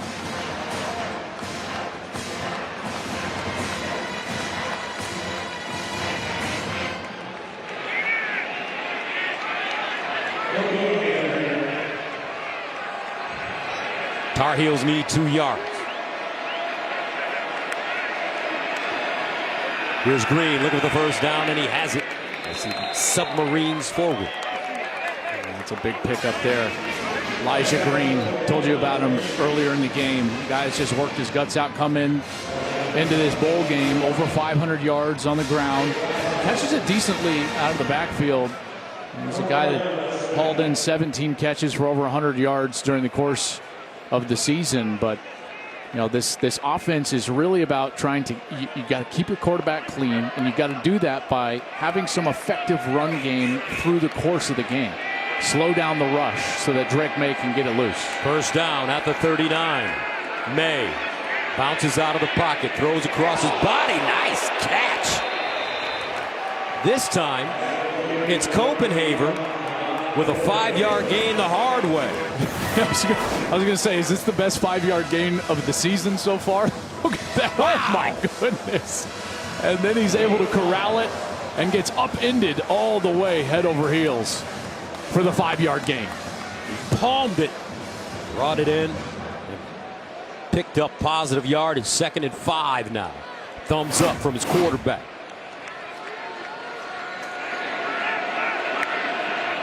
Here's May, looking far side, delivers down the field. Oh, he overthrew his target, who was open. That's Kobe Paysour. And he'd like to have that one back. Yeah, that's the one of the first ones that he's missed. Paysour was wide open. May made the correct read, steps up in the pocket, and just overthrows Kobe Paysour. Now, what we saw early in this game and really throughout the first half is that he was dynamic with the ball placement and accuracy, anticipation, and that one just a hair long brings up a 3rd down. 3rd and 5.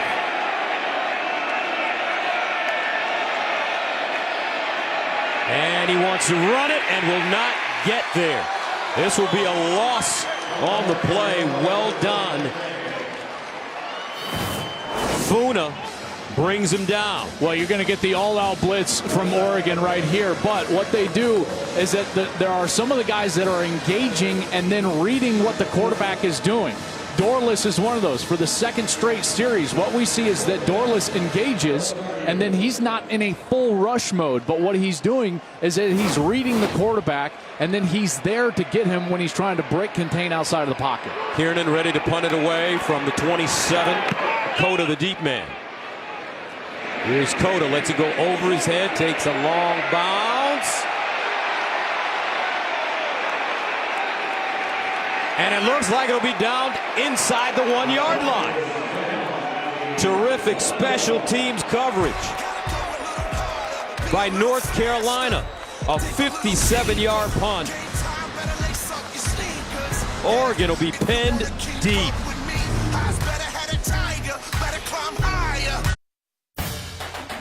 The San Diego County Credit Union Holiday Bowl on Fox is sponsored by Taco Bell's $2 grilled chicken burritos. 21-14, North Carolina on top of Oregon here at the Holiday Bowl. Great crowd on hand to watch this. I mean, come on, Joel. Who wouldn't want to come to San Diego? I know, right? What do they say? Drink it in. Oregon, though, they've got a long way to go as you take a look at their last 4 possessions. It's been tough.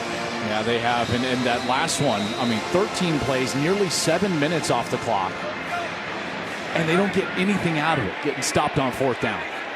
So a first down inside the 1. Whittington, the deep back. He'll try to give him some room, and he does. He runs into a pile. Picks up 3 yards. You know, at some point, it might not be here until they get a first down, if they can get a first down here after being backed up. But at some point here, even though their forte is not drop back pass, they're going to need to try to throw the ball down the field, because North Carolina's defense is so close to the line of scrimmage, knowing that Oregon just wants to establish the run. 2nd and 7. Nix rolls out, delivers, and a nice pass as he finds his tight end, Patrick Herbert, Justin's little brother. A gain of 7. Now another one of these 3rd downs, but this one much more manageable. You can sit in there with your tight ends on the field, and you've got to feel like with those 5 guys up front, those veteran offensive linemen, this Oregon team's got to feel like they can just hand the football off here and get a yard against North Carolina. 3rd down and 1. Whittington remains in the backfield. And they'll give it to him, and he's ambushed in the backfield. No gain. Cedric Gray came out of nowhere. And Oregon will have to punt. Here's Cedric Gray. He does a great job of getting inside the block of his tight end, this tight end right here. He just wiggles right down to the inside, and that's Patrick Herbert, who never steps down with the left foot, and he doesn't get engaged on the inside. And there's Cedric Gray. Came into this game with 137 tackles on the season. The leader, the communicator of that defense, and he makes a big play. 2nd in the nation in tackles. So North Carolina ready to get the football back. A flag on the play. Let's see.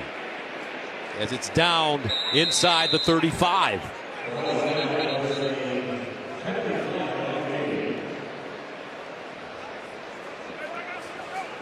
"30 seconds remaining in the 3rd quarter.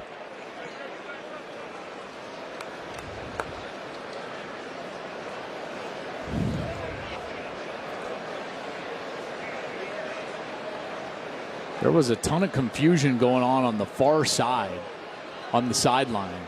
And there was some coaches actually like on the field trying to communicate to the returner when the ball was snapped. And they were right near that far side official. Gus, it was very awkward. Never really seen anything like that. I think that's what they're discussing here, some sort of like sideline infraction.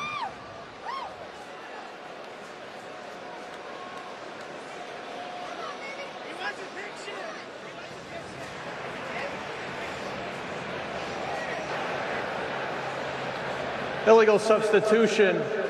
Defense Number 42 changed his number and did not report. 5-yard penalty from the previous spot results in a first down. Okay, so here's what's going on. Because of all the roster issues that you've got opt-outs, you've got transfers, normal returners. Josh Downs normally returns. But now what they've got is an issue because they've probably got guys that have the same number that are trying to be on the field at the same time. So you've got to put a different number on that player. Well, that player then has to report.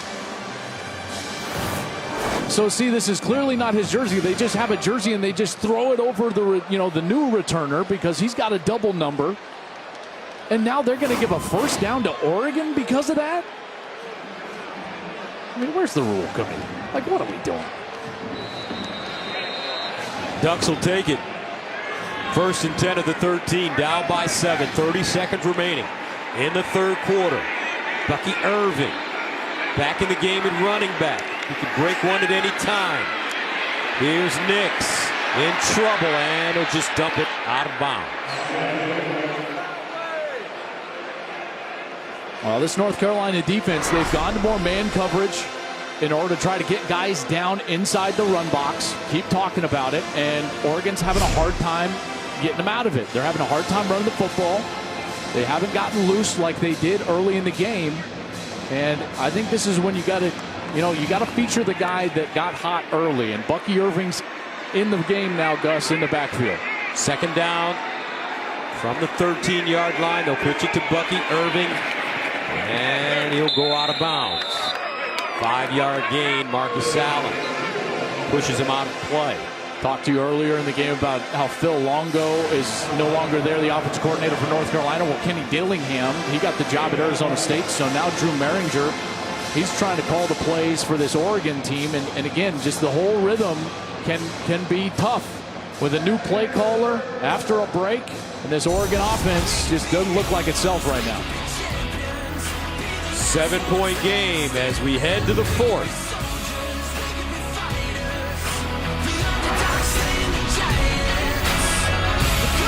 Back to the San Diego County Credit Union Holiday Bowl on Fox. How about that third quarter, partner? A scoreless third quarter after all those fireworks in the first half. I mean, especially what we saw in less than the last minute of the first half, right? You had that interception and then the score from North Carolina. And these defenses both played really well in that third quarter. You got to give this North Carolina defense a lot of credit because what was clearly a strength for Oregon, that run game early in the game and really the entire first half, North Carolina came out and did such a better job stopping the run there in the third quarter. Third down and 5. Here's Nix looking for that first down. Bouncing around back there. Slings it and incomplete. Knocked away. I tell you what, Cedric Gray and Power Echols have been outstanding in this game. Yeah, they've been the leaders. They've been the catalyst to this turnaround for the North Carolina defense during the course of this Holiday Bowl. And there he is. Cedric Gray laying out, defending that pass on third down, and they weren't really committed to rushing the passer there. Again, great protection, but better coverage down the field. So Oregon will punt it from inside their own 5-yard line as Barry sends it off. Takes a bounce, picked up at the 40, and across the 45. We don't know who number 42 is. He slipped on a jersey. Let's see. Let's stay with him. We're not going to break. We got to. Okay. 42. Unveil yourself. He's actually. Who does 23? There he is. And that's George Bedaway. That's George Bedaway. And this time he did report. College football with these jersey numbers. Oh gosh. That was great. Who's 42? Who does 42 work for? So Drake May takes over. He's got great field position at the 43-yard line. Omarion Hampton. First time we've called his name tonight. He gains 4 yards. young guy was actually struggling with a little bit of the stomach flu down here during bowl week. He's been sick, didn't get a lot of practice time, but a guy that they're excited about for the future of this program. And like you said in the first half, Gus, Mack Brown bullish on this team moving forward. Thinks that they are going to be really good and improved next season. 2nd down and 6 at the 39. I mean, that's very interesting considering that they have 9 wins, and if they win tonight, that's 10. So, out the flats, Paysor, big touchdown in the first half to give the Tar Heels the lead. Dorless knocks him out of play after a 2-yard gain. Okay, so we talked about the adjustments that the Carolina defense has made. Well, this is what Oregon has done, is that on these downs, on 3rd down, what they've done is they've tried to take Drake May away as a scrambler and a runner, and they've done a really good job. So what they do is that they've shown blitz, and they've come after Drake May, but some of those blitzers are trying to ease up and read the quarterback and be spies on May as he's breaking contain. You get the feeling that May has some magic left in him. Here's May looking, and that one knocked down at the line of scrimmage. Great defense by this Oregon team. Casey Rogers, a man transferred from Nebraska out of Syracuse, New York. They're going to go for this. I mean, their kicker, Noah Burnett, he's only attempted 1 field goal from 50-plus this season. He's got a long of 47, so this is a no-brainer for Mack Brown here. He'll stay on the field. The question is well, what does Oregon do here defensively? Do they try to light up Drake May and bring that pressure again like they've done so far in this second half? 4th down and 3. Trips at the top of your screen. May looks that way. Now changes over the middle. Oh, wow. What a great read. Nesbitt all the way down to the Oregon 20. Did you see how he looked off the defenders and went the other way? Yes, he did. And this is what you do with your quarterback right there. He looks over to the right side. There's his eyes. And now he comes back because he gets protection and he gets to the second man in the progression, and he does a great job with Nesbitt, and little dip down sidearm. That's that athleticism, right? The baseball, the backyard, 4 brothers. What do? You play everything. You can throw from any arm angle. 1st down and 10 of the 20.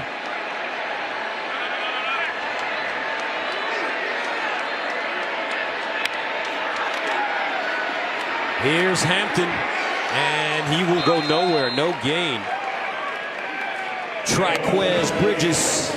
Love that name, Triquez. And he comes out of nowhere. Watch the corner blitz right here from the right side. Here he comes. There's Triquez, and boom. Hampton's got no chance. He comes flying in from that right side and makes the tackle. He's a good-looking player now. 6'3", Gus, great length on the outside. Getting a chance to play tonight because Christian Gonzalez opted out, going to the National Football League. 2nd down and 10 of the 20. DJ Jones in at running back now for North Carolina. Here's May, play fake, skipping, rolling. Oh, he just threw it like a Dr. Pepper pass. Yes, he did. I was thinking a little bit more like Patrick Mahomes, but you, sir, are exactly right. The one fans deserve. Here he comes on the opposite side. Watch this. Now he's got it tucked away, and then as the defense commits to him, he just shovels it forward. I tell you, man, this guy, he is a player. I've seen 2 guys this year live that just blow me away at this position. Drake May and Caleb Williams. 1st down and goal at the 10. And they'll run it.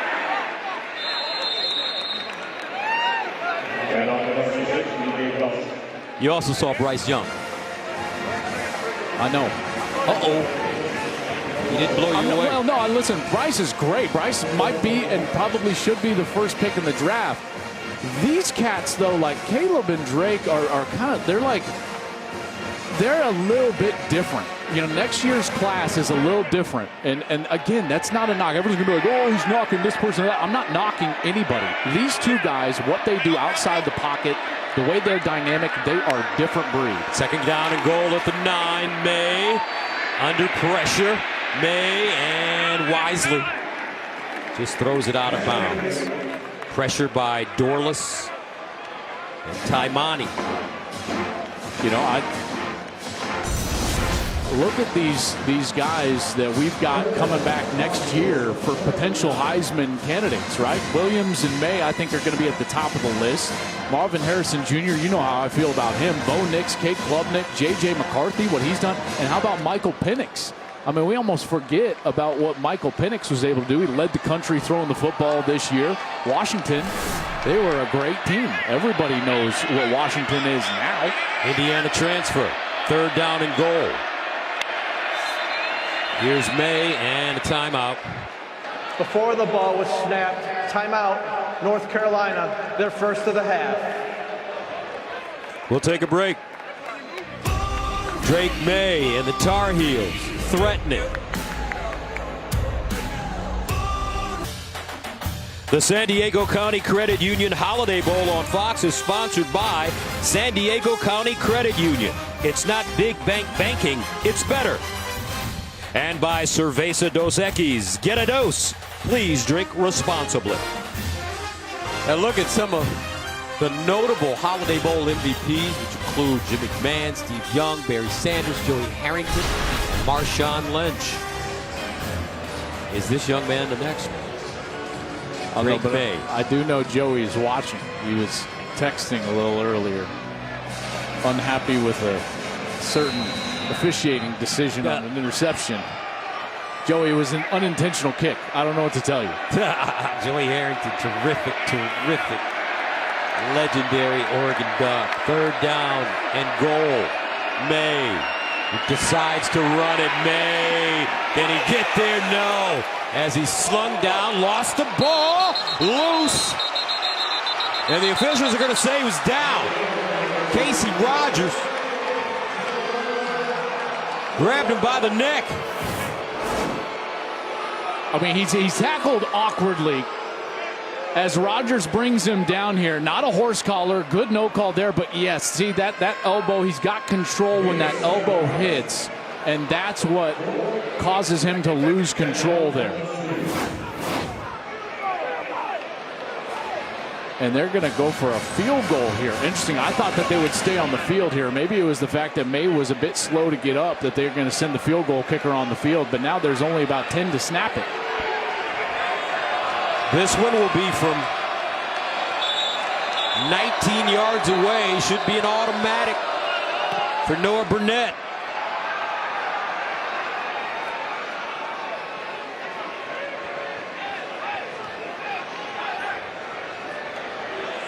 The ruling on the previous play was the runner was down. The play's under further review. Didn't we do that real time? Yes, we did. Well, let's roll it back. How about Dan Lanning? Yep. In his first season, the former Georgia defensive coordinator and 2-time national champion. Replaced Mario Cristobal, who left to become the head coach at Miami. And this ball is going to be retained by North Carolina. Yep. You know, I thought it was interesting when we were talking to Dan. And I asked him, because actually, you know, we haven't covered, obviously, North Carolina, but we didn't do any Oregon games either. And so it was our first chance, you and I, to get a chance to chat with Dan. First of all, I really enjoyed it. I love his energy. I love the direction of this program. Signing day was incredible for Oregon. And the other thing that I really appreciated is I just asked him, I said, hey, take me all the way back to just like, why Oregon? Okay, you come from Georgia, why Oregon? And he had two very specific and pointed reasons. One was, I wanted a place where I knew I could raise my family. My son's 10 years old. He had lived in 8 states. And so he wanted a place that he could raise his family. And then the other one was, and I wanted to win and win big. And this is that spot.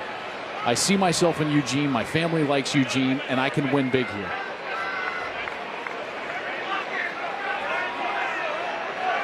And I thought it was interesting talking to Mac Brown yesterday, because at the press conference, the old head coach and the young head coach had a chance to sit down.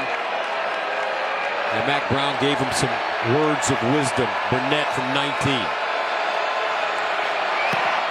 And it's good. 24-14. We'll tell you about that conversation as this game continues. 17 straight points by North Carolina. Oregon scoreless on 5 straight possessions since going up 14-7. 24-14. How do the Ducks respond? Bucky Irving back deep. Irving from the 1. And Irving still moving. It'll get out of bounds close to the 40. Pacific Life Game Summary, sponsored by Pacific Life, creating financial security for more than 150 years. It was really all Bucky Irving early for Oregon. Had a heck of a first half, but then Drake May got going. This was that long run I was alluding to, 66 yards for the touchdown. Nesbitt had a touchdown catch, and then this incredible interception. Those linebackers from North Carolina getting it done great, and Eccles, they were able to find that touchdown right before the half. That was Paysour. They've tacked on a field goal, and here we are, Gus, 24-14. First down. And a nice run after the catch. Chase Cota, 6-yard gain, UCLA transfer.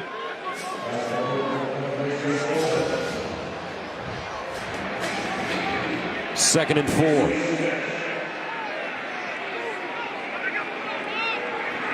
Play fake.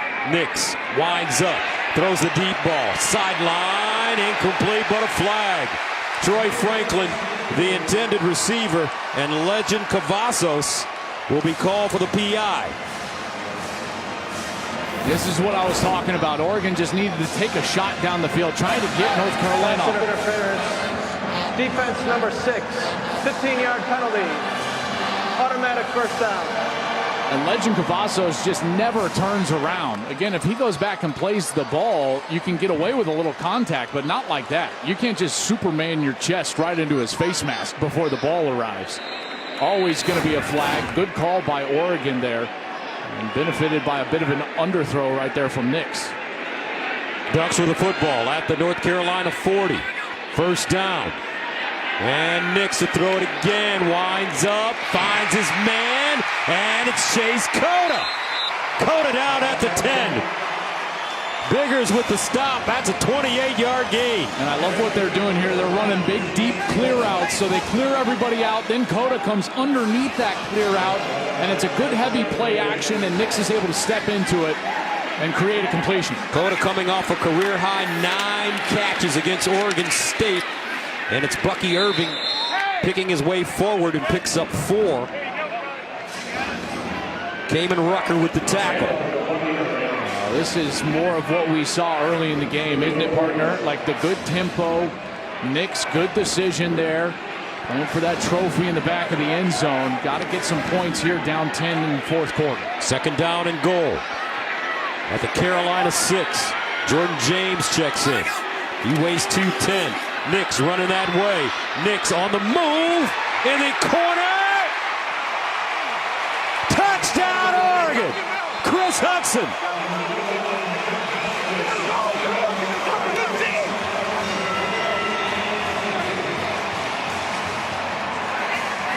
I tell you, the concentration from Hudson to get this catch. Keep a foot down. There is a flag on the far side. Ineligible downfield on the forward pass. Offense number 55. 5-yard penalty. Repeat, second down. Wow. They call Marcus Harper here, the left guard. And Harper was kind of pulling around. Man. And what did the coaches tell us? They said, listen, our biggest weakness offensively is we get caught with linemen downfield too much. He was pulling around to kind of lead for Bo Nix. I think Nix had a run-pass read. The lineman goes up the field to get the linebacker blocked. And the flag comes out. So instead of a touchdown, it's second down and goal at the 11.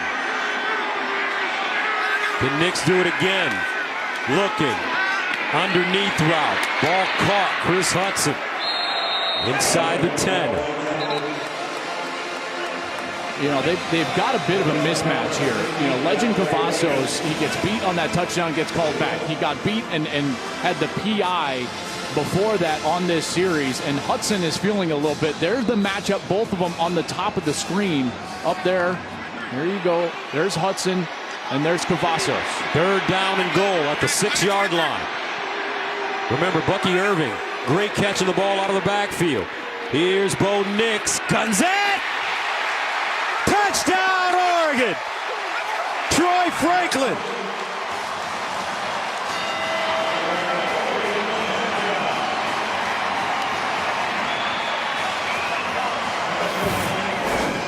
Watch this defender for North Carolina. I think that's Gray. I'm not totally sure with that number, though. That could be Power Eccles, because as the receiver comes in, Franklin, the defender slips, and then Nick sees him, and look at that. Just a narrow window to fit that ball. Franklin's got to reach all the way back behind, and he's able to adjust and get the touchdown. The second one after that penalty removed the force on this series. That was a spectacular catch by Troy Franklin. Lewis, extra point good. And what a game here at the Holiday Bowl. Nix coming through. Franklin. Magical. Coach Lanning says yes. 24-21.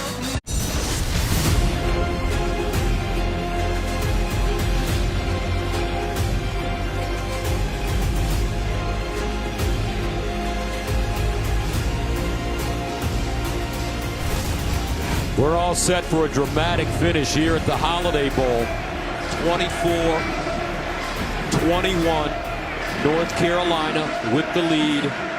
8 games decided by 1 score this season. For the Tar Heels, 6-2 in 1-score games. Under 7 minutes to play here in the 4th. George Pettaway, the deep man. Andrew Boyle ready to send it away.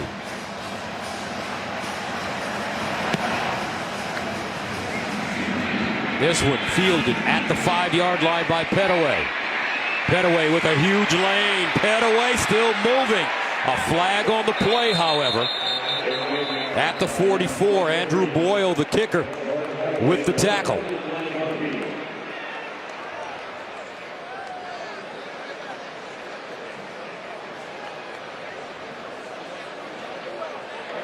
During the return, holding receiving team number 48, 10-yard penalty, 1st down.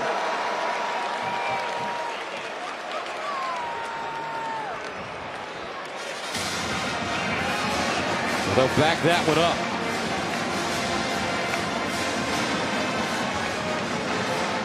As May comes back on the field. And they are used to this situation. Because they played 8 one-score games this year. They were 6-2 in those games. They won their first 6 in that situation. So this is the type of game where they're comfortable being in a tight affair. They'll start from their own 30-yard line. May lobs it over the middle, high and incomplete. Paysor the target. I'm very impressed with what Oregon has done defensively here. Remember, they're without their 3 most impactful players on defense. Noah Sewell, Christian Gonzalez, and DJ Johnson. And yet they've made the adjustments necessary to really slow down North Carolina in the second half. Only 3 points so far in this second half. They've done that by blitzing in timely areas and then creating little spies to spy Drake May when he wants to run. Carolina with 272 yards of total offense. They'll go on the ground this time to Green. And Elijah Green falls forward, but a flag. It looked like he got his face mask grabbed as he was getting tackled there at the end of the play. Personal foul. Face mask. Defense number 6. 15-yard penalty. Automatic 1st down. There's that reach in. And that was Jaleel Florence, a freshman from right here in San Diego. Went to Lincoln High School. That guy can run, by the way. Jaleel Florence, he was a 10-7 100-meter cat. Speedster. Yes. 1st down, though, for North Carolina inside Oregon territory at the 48. May sprints up, looks, delivers across his body, and it's caught for 1st down by Andre Green Jr., the freshman. He's had a really solid game today. Yeah, had that touchdown catch earlier in the game, and here coming back, and he's basically the trail. So he's kind of the fourth guy in the progression. If May needs him, then he's there trailing and does a great job corralling that ball as he's going to the ground and gaining control. And they'll move the chains. Good series here for Carolina offensively. After the 13-yard pickup, 1st and 10 at the 35 for North Carolina. 5:50 and counting. May hands it off to Green. Green with room. Elijah Green. 7 yards. You know, this is an air raid style offense, and that's the run play that everyone now in this offense has taken from Lincoln Riley. You know, Bill Bedenbaugh in Oklahoma, they were so good at that. It's called GT counter. They pull a guard, they pull a tackle. They don't block that right side of the line defensively for Oregon, and then they create those extra gaps front side. It's very hard to stop, and they run it beautifully right there. 2nd down and short.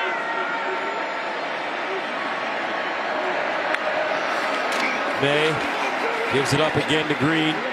Looking for the 1st down. He won't get it. And you mentioned an air raid system. Mike Leach, the Mississippi State coach, one of the inventors of the air raid, passing away suddenly and recently.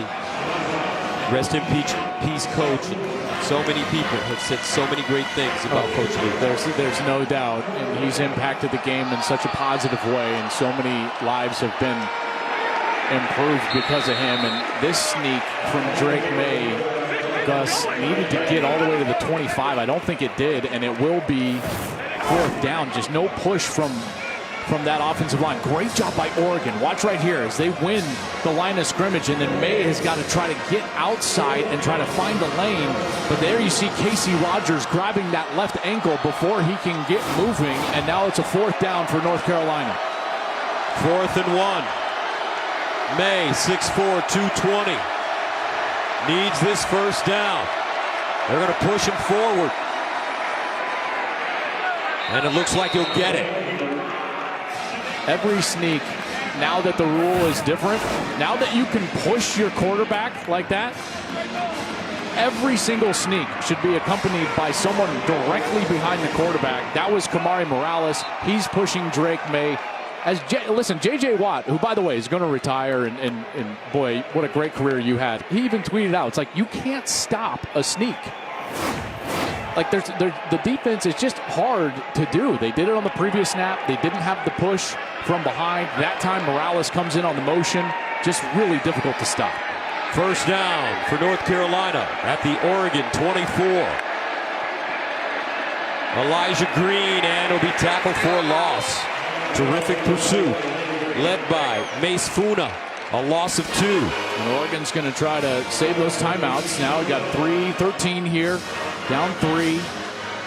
Carolina's on the edge of field goal range against, again, their kicker, Burnett, his long is 47. Mac Brown, not all that confident in their kicking game. And you look at Mac Brown's face, you know he wants to win this game.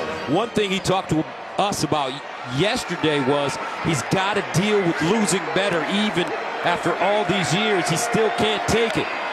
2nd and 12. May lost it up. End zone, incomplete. No flags. J.J. Jones, the target. Triquez defensively. He's had a good ball game tonight. Great coverage. Jones maybe has a step here, and he's trying to get back to that ball as it's underthrown, but Bridges does a great job of getting back, his head turned to the ball, and then playing the ball. J.J. Jones did a nice job of breaking that one up. He had to play DB. Triquez Bridges could have had an interception. 3rd down and 12. Big play here coming up.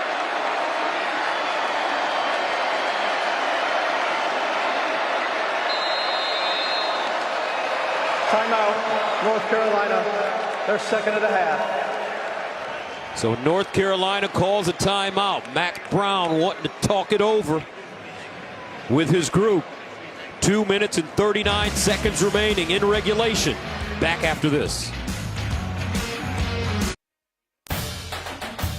The Holiday Bowl on Fox is sponsored by Discover. Exceptionally common sense. And by State Farm. The State Farm Personal Price Plan helps you create an affordable price just for you. A look at some past winners of the Holiday Bowl, which has been played since '78. Navy defeated BYU in the first Holiday Bowl game.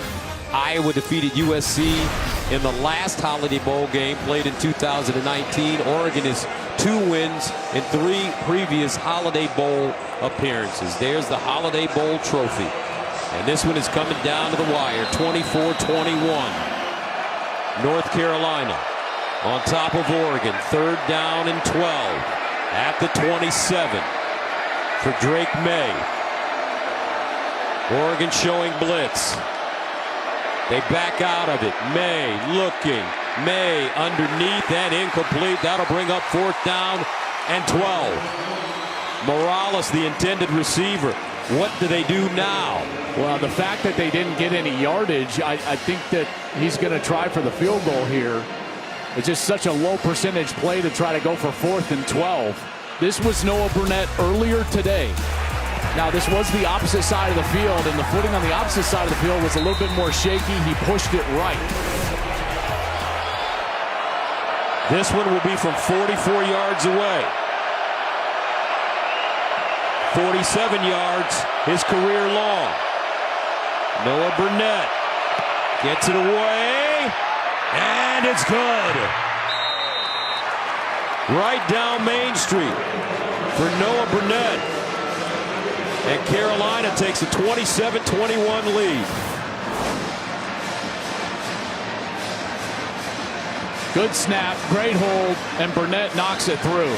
Clutch kick right there, and that's going to force Oregon to have to go down and put it in the end zone. The old ball coach says yes. He was being sly yesterday, wasn't he? He was like, all I want is for my guys to fight. That's it. That's all I want. They've done more than that. This is a team that has shown a lot of resilience and grit all year long in close ball games, and that was a quality drive right there. Now, on the opposite side, Oregon, their quality drives, Gus, involve tempo. The situation of the game will put them into that rhythm. 2 minutes and 29 seconds left.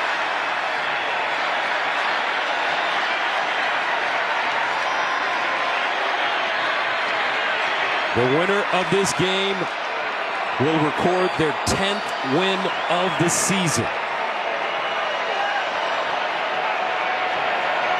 Burnett sends it off. Irving back deep. Irving from his own goal line. Irving gets to the 20 before being ridden down at the 21. Let's go downstairs and check in with Jenny. Well, and Gus, Joel just mentioned that fight, right? And what Coach Brown was saying he needed from his guys. It's been fascinating throughout the game to watch every single person involved. And it's even what Brown said to us. I want everyone involved. If you're carrying the water, I want you in this thing. If you're scoring the touchdowns, I want you in it. It has not at all changed throughout the game, throughout the shifts of momentum. And boy, have they listened to Mack Brown as they are trying to hold on to win this one. Mack Brown, 71 years old, College Football Hall of Famer, national champion with Texas in 2005. Whittington. And Noah Whittington stopped by Don Chapman after a 5-yard jaunt. You know, Oregon's in a good position here because of those 2 passes that Carolina threw. They've got all 3 of their timeouts, and they still have over 2 minutes to go. So they don't have to panic, but they can run that quick tempo. Nix, sideline, caught. Whittington. And he'll go out of bounds to stop the clock with under 2 minutes to go. And the other thing that they got into late in the game that was very successful, after they took the shot down the field, Gus, they started running those clear outs, sending deep routes, and then hooking up underneath of those deep routes. It's called clearing out, and then you hook up underneath of it with other wide receivers. That was very effective on the last series. First down at the 37. Nix. Near side this time. Another first down. Ferguson, the tight end. He keeps moving on his feet. Look at the big fella. Finally dropped at the 35 after a gain of 28 by Power Eccles. goes. And again, what you see, clear out from the slot receiver. And what does the tight end do? He just goes in that vacated area. They go right to what was effective on the last series. Remember, Oregon has all 3 of their timeouts. First down at the 35. Empty backfield. Nix, sideline. Ferguson again. And Ferguson picks up 6. They're caught right here because the tempo is what is making their rhythm so successful, right? That's what has made them successful, and yet you don't want to score too quickly. Second down and 4. 1:11 to go. Nix winds up. Incomplete, and a flag. Troy Franklin draws another pass interference penalty, this time against DeAndre Boykins. And the difference is these Carolina defenders. Pass interference. Defense number 16. 15-yard penalty. Automatic first down. They're not getting their heads turned around to play the ball. Therefore, that contact is just impeding the wide receiver's ability to get ball back and make the catch. And Troy Franklin, ball is just thrown underneath a little bit. Franklin's trying to make the adjustment, and Boykins never comes back to play the ball. 5th play of the drive that started at the Oregon 21. First down at the 14. Nix running. Bo Nix stopped by Eccles, will gain 6. 54 seconds and counting to go. They should take their time a little bit. Force Carolina to take their last time out. Draw some of this out. 2nd and 4 at the 8. Empty backfield for Bo Nix.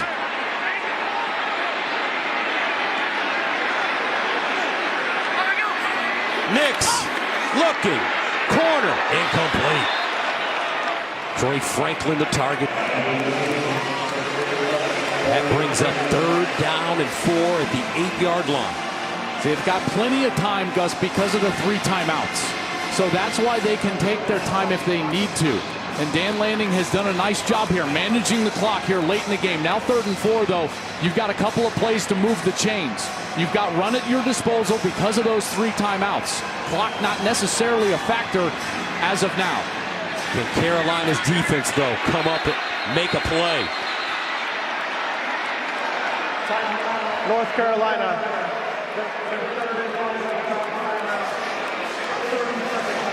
So North Carolina calls a timeout. And they are out of timeouts now, while Oregon still has all 3 remaining. Boy, this offense has turned it on in the 4th quarter, haven't they? They've done a heck of a job. The offensive line has been good all night long. They were running the ball early. They provided a lot of time for Nix to throw it here late in the game. And Matt Brown, as we told you, had a chance to talk to young Dan Lanning, 36 years old. Coach Brown gave the young coach some advice. He said, stay true to yourself. It's about the players, and enjoy the journey. What a journey the Holiday Bowl has been tonight. Electric finish, and it's exactly what these people with this bowl game have deserved. 3rd down and 4 at the 8. Whittington in the backfield with Bo Nix. Nix hands it off. Whittington churning, and it'll be swung down. This time it's Kamen Rucker, and a timeout called by Oregon. With 24 seconds remaining, down 27-21. Wow, and now you come up and you've got the 4th down. Listen, I liked the run call because Carolina only had 5 defenders in there inside of the box. They go for the run, but Carolina gets the stop. Boy, this has been just a fabulous game now, and it should come down to this. You got 4th down. You can get the 1st down and not score. They've got timeouts left, 2 of them left after this one is taken. And Carolina looking for the stop of the season. here in a bowl game. 4th down and 2. At the 6-yard line for Oregon. 24 seconds remaining. Bo Nix. Does he have some magic in him? Nix drops back. Underneath. Touchdown, Ducks! Wow! Chase Cota. And we're level at 27.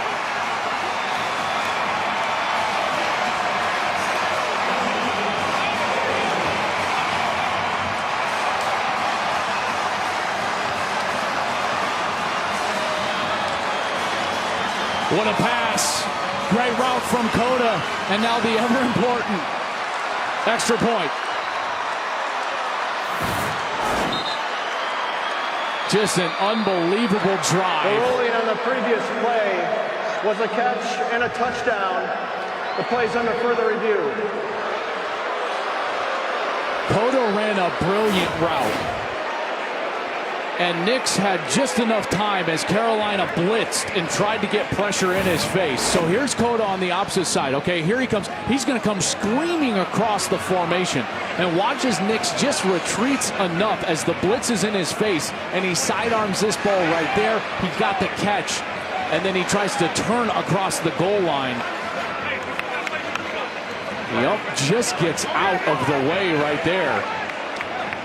That backside does hit. It's hard to tell exactly where the ball is. You know, based on two of those looks together, that his butt kind of hits right there.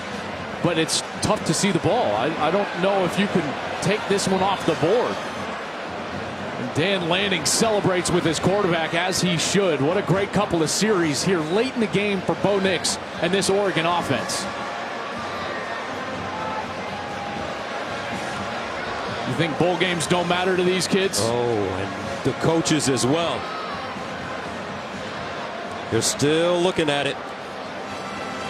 Dean Blandino, our rules analyst, takes a look. Dean, your thoughts on this play?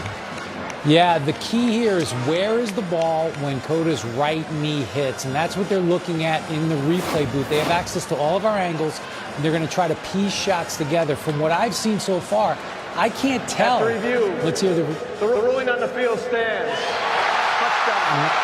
And that's the right call, because again, with all the looks we have, we just couldn't see where the ball was in relation to the goal line when the knee was down. Ruling on the field was a touchdown, and letting it stand is the correct decision. All right, Dean, thank you very much. With 19 seconds remaining, and this game level at 27. Here comes the extra point. Camden Lewis for the lead.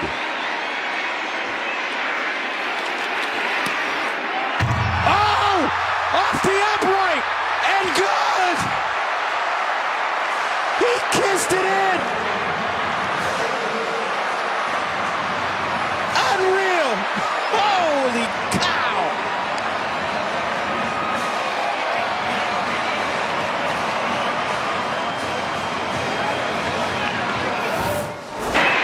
Listen to this!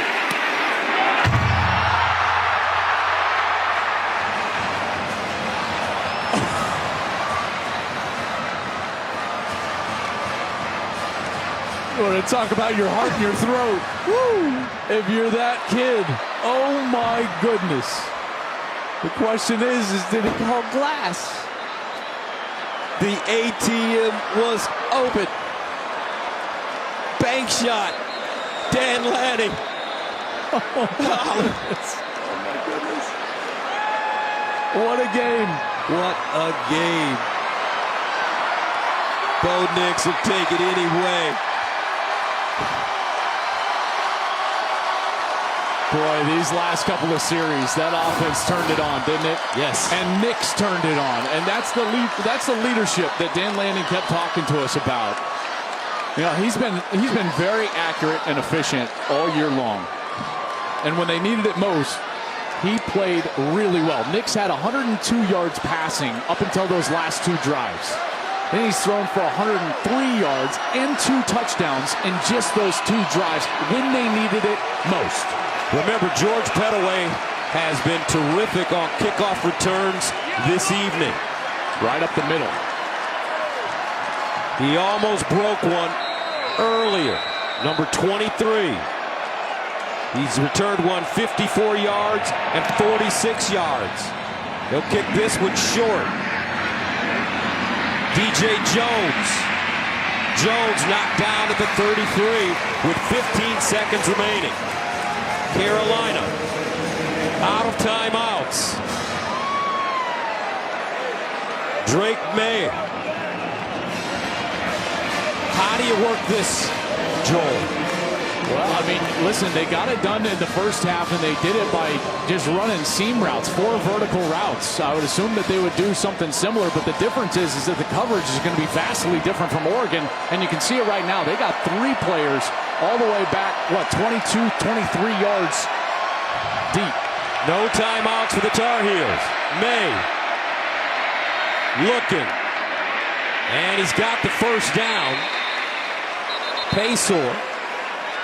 Tackled by Bennett Williams. Tar Heels quickly to the line of scrimmage. And they'll spike it with 6 seconds to go. So with 6 seconds, I don't believe that they can run a play to get into field goal range. So at this point now, you're just trying to send it either all the way into the end zone. What's his arm strength like? Can he get it? Yeah, absolutely. He could absolutely throw the football 60, 65 yards. So he can get it to the end zone. Now it's just about getting him enough time for the wide receivers to get down there and in position. 2nd and 10 of the 42. 6 seconds remaining.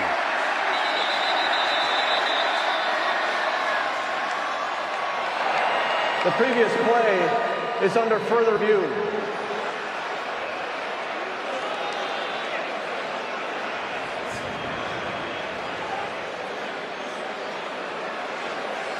Yeah, they can't review this because they've already run a play. It's 2nd down. If they wanted to review whether he got the first down or not, that ship has sailed. They've already run a play. So as soon as he puts the headset on, someone should be saying that or listening to me. So maybe they're checking about, number of ducks on the field. This is going to have to be something other than just like, did he get the line to gain? Because again, we've run the play. So it's got to be some sort of substitution. Was there 12 ducks on the field? Here we go. So that's 1, 2, 3, 4, 5, 6, 7, 8, 9, 10, 11, 12. And they're trying to run off now. Another one off. Yeah, they definitely have 12 on the field. So if this is what they're reviewing, then yes, absolutely. Oregon will be penalized here. Legal substitution.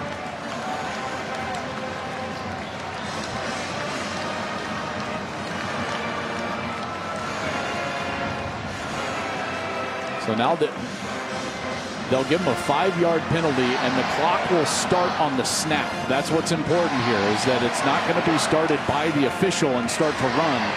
The snap is going to start the clock. So this will be the last play of the game.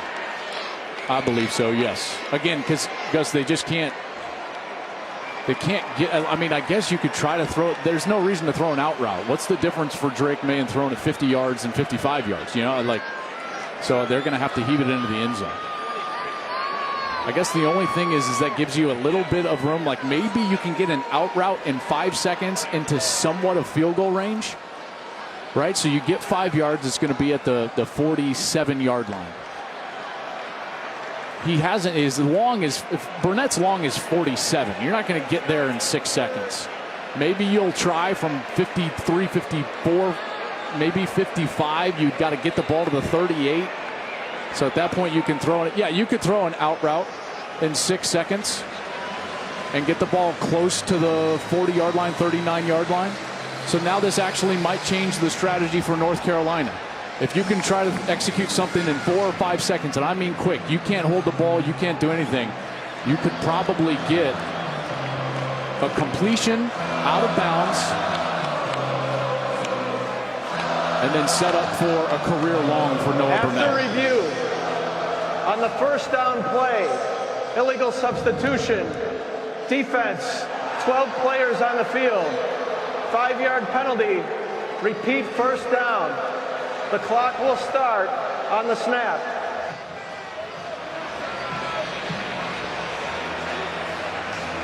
So now you got to make a decision if you're North Carolina. Do you want this to be the last play, or do you want to put this on Noah Burnett?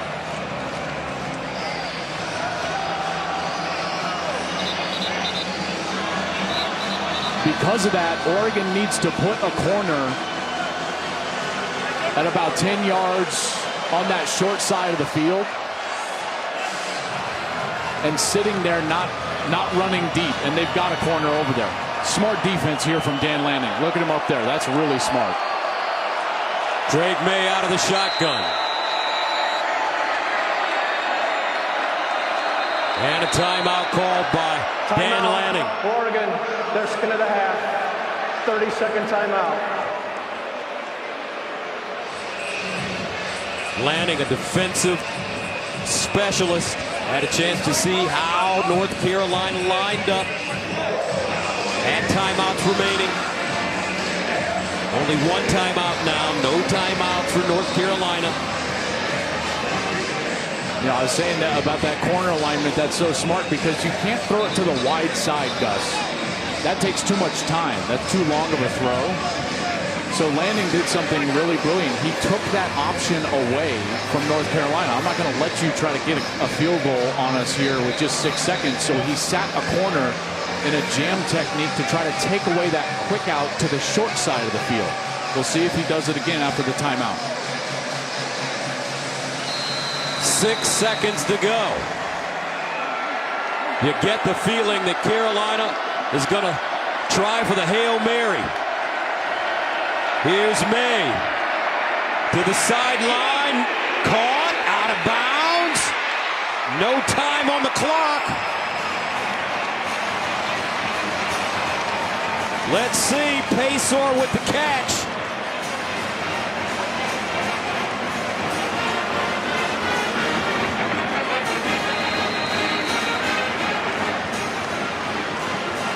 They try for the The out ruling on the route. field is the player went out of bounds with 1 second left.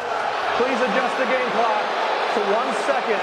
The clock will start on the snap. This is a great look here. Okay, game clock bottom left. May throws it right at the 40-yard line. That's a complete catch. Out of bounds. At least a second, maybe two. Both teams out of timeouts. Noah Burnett. His career long is 47 yards. He accomplished that feat in North Carolina's 63-61 win over Appalachian State in September. As it stands now, this will be from 58 yards away if he gets a shot at it. His longest attempt of the year was against Duke. It was a 52-yarder, and he missed. And he's not going to get a chance. No, they're going to keep the offense on the field. This is going to be Drake May's game here. 1 second left. Here we go. 28-27 Oregon. A second remaining in the Holiday Bowl. Drake May is going to let it fly. May throws it up in the corner. And incomplete. Knocked down. And Oregon comes back and wins the Holiday Bowl. 28-27. The Ducks record their 10th win of the season.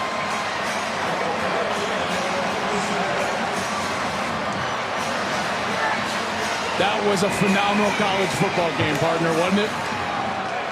Unbelievable. Both teams leaving it all on the field tonight. Drake May.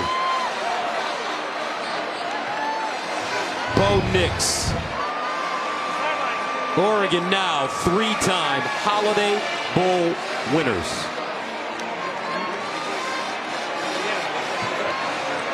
What a game. In the end, Nix, with the heart of a lion, leading his team all the way down the field for the game-winning score. A dejected group of Tar Heels, and they played their hearts out too. What a game, folks. College football, the bowl season.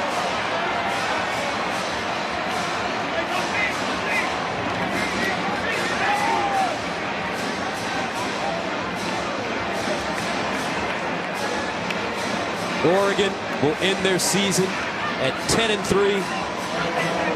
Carolina falling to 9-5, but you won't see a better game. Classic Holiday Bowl matchup. Let's go downstairs to our Jenny Tab. All right, guys, thank you, Bo. Congratulations. I mean, thank you for that. That was really enjoyable. The fourth quarter, really the last two drives, break it down for me and how you guys were able to deliver. Well, we were able to deliver because our defense stopped them and held them up pretty big. I mean, when their number was called, they all answered. Huge stops down there in the red zone to force a field goal and then a stop. I mean, we couldn't have done it without them. But then, I mean, just a complete team game. You look at all of us, everybody made a play. Couldn't have done it without each and every one of them. Praise God, and I'm just so blessed and honored to be a part of such a great team with unbelievable coaches and unbelievable teammates. I know you had a moment. I saw you. You celebrated with the fans. You had your arms in the air. You made a decision, Bo, to come back. Yeah. What can this performance say about what we can look forward to next season? Well, we just got a good offseason ahead of us. It's important for us, and I came back because I felt like there were some things in college that I wanted to do, and so I didn't want to pass up on that opportunity. So we're going to have a good offseason. We're going to prepare, and it's going to be fun. 10 wins for you guys this season. I know the way it ended, you guys weren't happy about it. You said that. You had a bad taste in your mouth. How good does it feel now to win this one? It's unbelievable. I mean, 10 wins. To send our seniors out this way, guys like Alex Forsyth and Brian Walk and Bennett Williams and all those guys that are about to depart from us, I mean, I couldn't be prouder of those guys and just how they battled their way through today, and just it was a complete team win, and I'm so happy right now. I want you to enjoy it. Thank you. Thank you so much. Go Ducks. Classic Holiday Bowl matchup, and in the end, it's the Oregon Ducks winning 28-27 over North Carolina. Join us after the break for plenty more post-game coverage, including the trophy presentation. In the final, Oregon defeats North Carolina in the Holiday Bowl. Let's go downstairs for the trophy presentation to our Joel Klatt. All right, it's time to hand out some hardware, isn't it? First of all, I want to congratulate everybody involved with the SDCCU Holiday Bowl, all the Redcoats and the volunteers on an amazing week and an unbelievable game here at Petco Park. And this year's president of the Holiday Bowl is here to hand out some hardware. So Sherry Park, go ahead. Thank you. The offensive player of the game from the Oregon Ducks, number 0, Bucky Irving.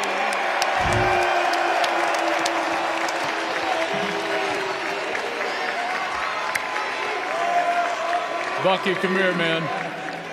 You guys were rolling in that first half. You had over 100 yards. You finished well over 140 yards, couple of touchdowns. Tell us about that offensive line and how well you guys ran the ball. I mean, I want to shout out to my offensive line. I love these guys. I mean, they done a great job all year now. Also, I want to thank my coach for being on me every day, just telling me, trust me to stay on my track, and I listen to him and good results. Bucky, congratulations, bud. All right, Sherry, who's our defensive MVP? The SDG&E defensive MVP of the game from the Oregon Ducks, number 18, Mace Funa.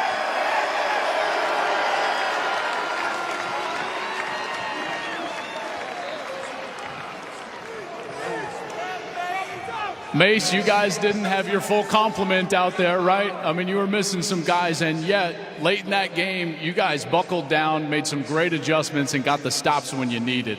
Had to feel good. Oh, it felt great. You know, shout out to the defense, 6 seconds of hell.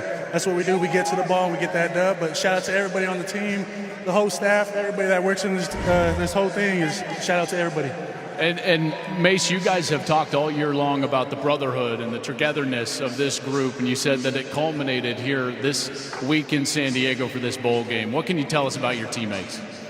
It's a brotherhood. There's nothing like teammates, but they're brothers. They family, forever, alive. Further down the road, they all brothers. Mace, congratulations. Appreciate it.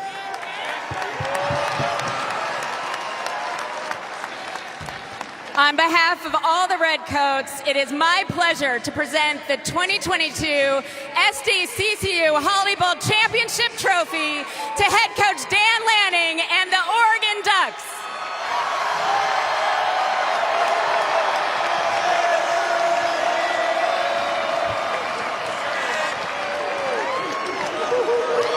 Coach, first of all, congratulations. You guys have had a great year. In your first year here as the Oregon Ducks head coach, what does this one mean to you? This had nothing to do with me. This has everything to do with our players. They believe from the beginning. We talk about connection, growth, toughness, sacrifice. These guys exhibited that tonight. I'm so grateful for our fans that made the trip. So grateful to be a Duck. Let's go. And coach, the resilience that your team showed tonight. You know, you were down in this game, and a couple of great drives from your veteran quarterback, 100 yards late, couple of touchdown passes. Your defense got stops. You guys were best when you needed it the most here late in the game. Yeah, we just seen another second on that clock. Bo has done it all year, right? And everybody around him believed in him, and our entire team believed in each other. That was just Thursday practice, jump ball at the end. So excited to see us execute. Coach, congratulations and good luck next year. Thank you. Go Ducks! Again, a big thank you to the city of San Diego, all the Redcoats and the volunteers here with the SDCCU Holiday Bowl. Thank you, college football fans, for coming out tonight and supporting these guys all year long. Congratulations to your Holiday Bowl winners, the Oregon Ducks. Gus? All right, Joel, thank you very much. This was the first ever football game here at Petco Park. And what a game it turned out to be, a real thriller.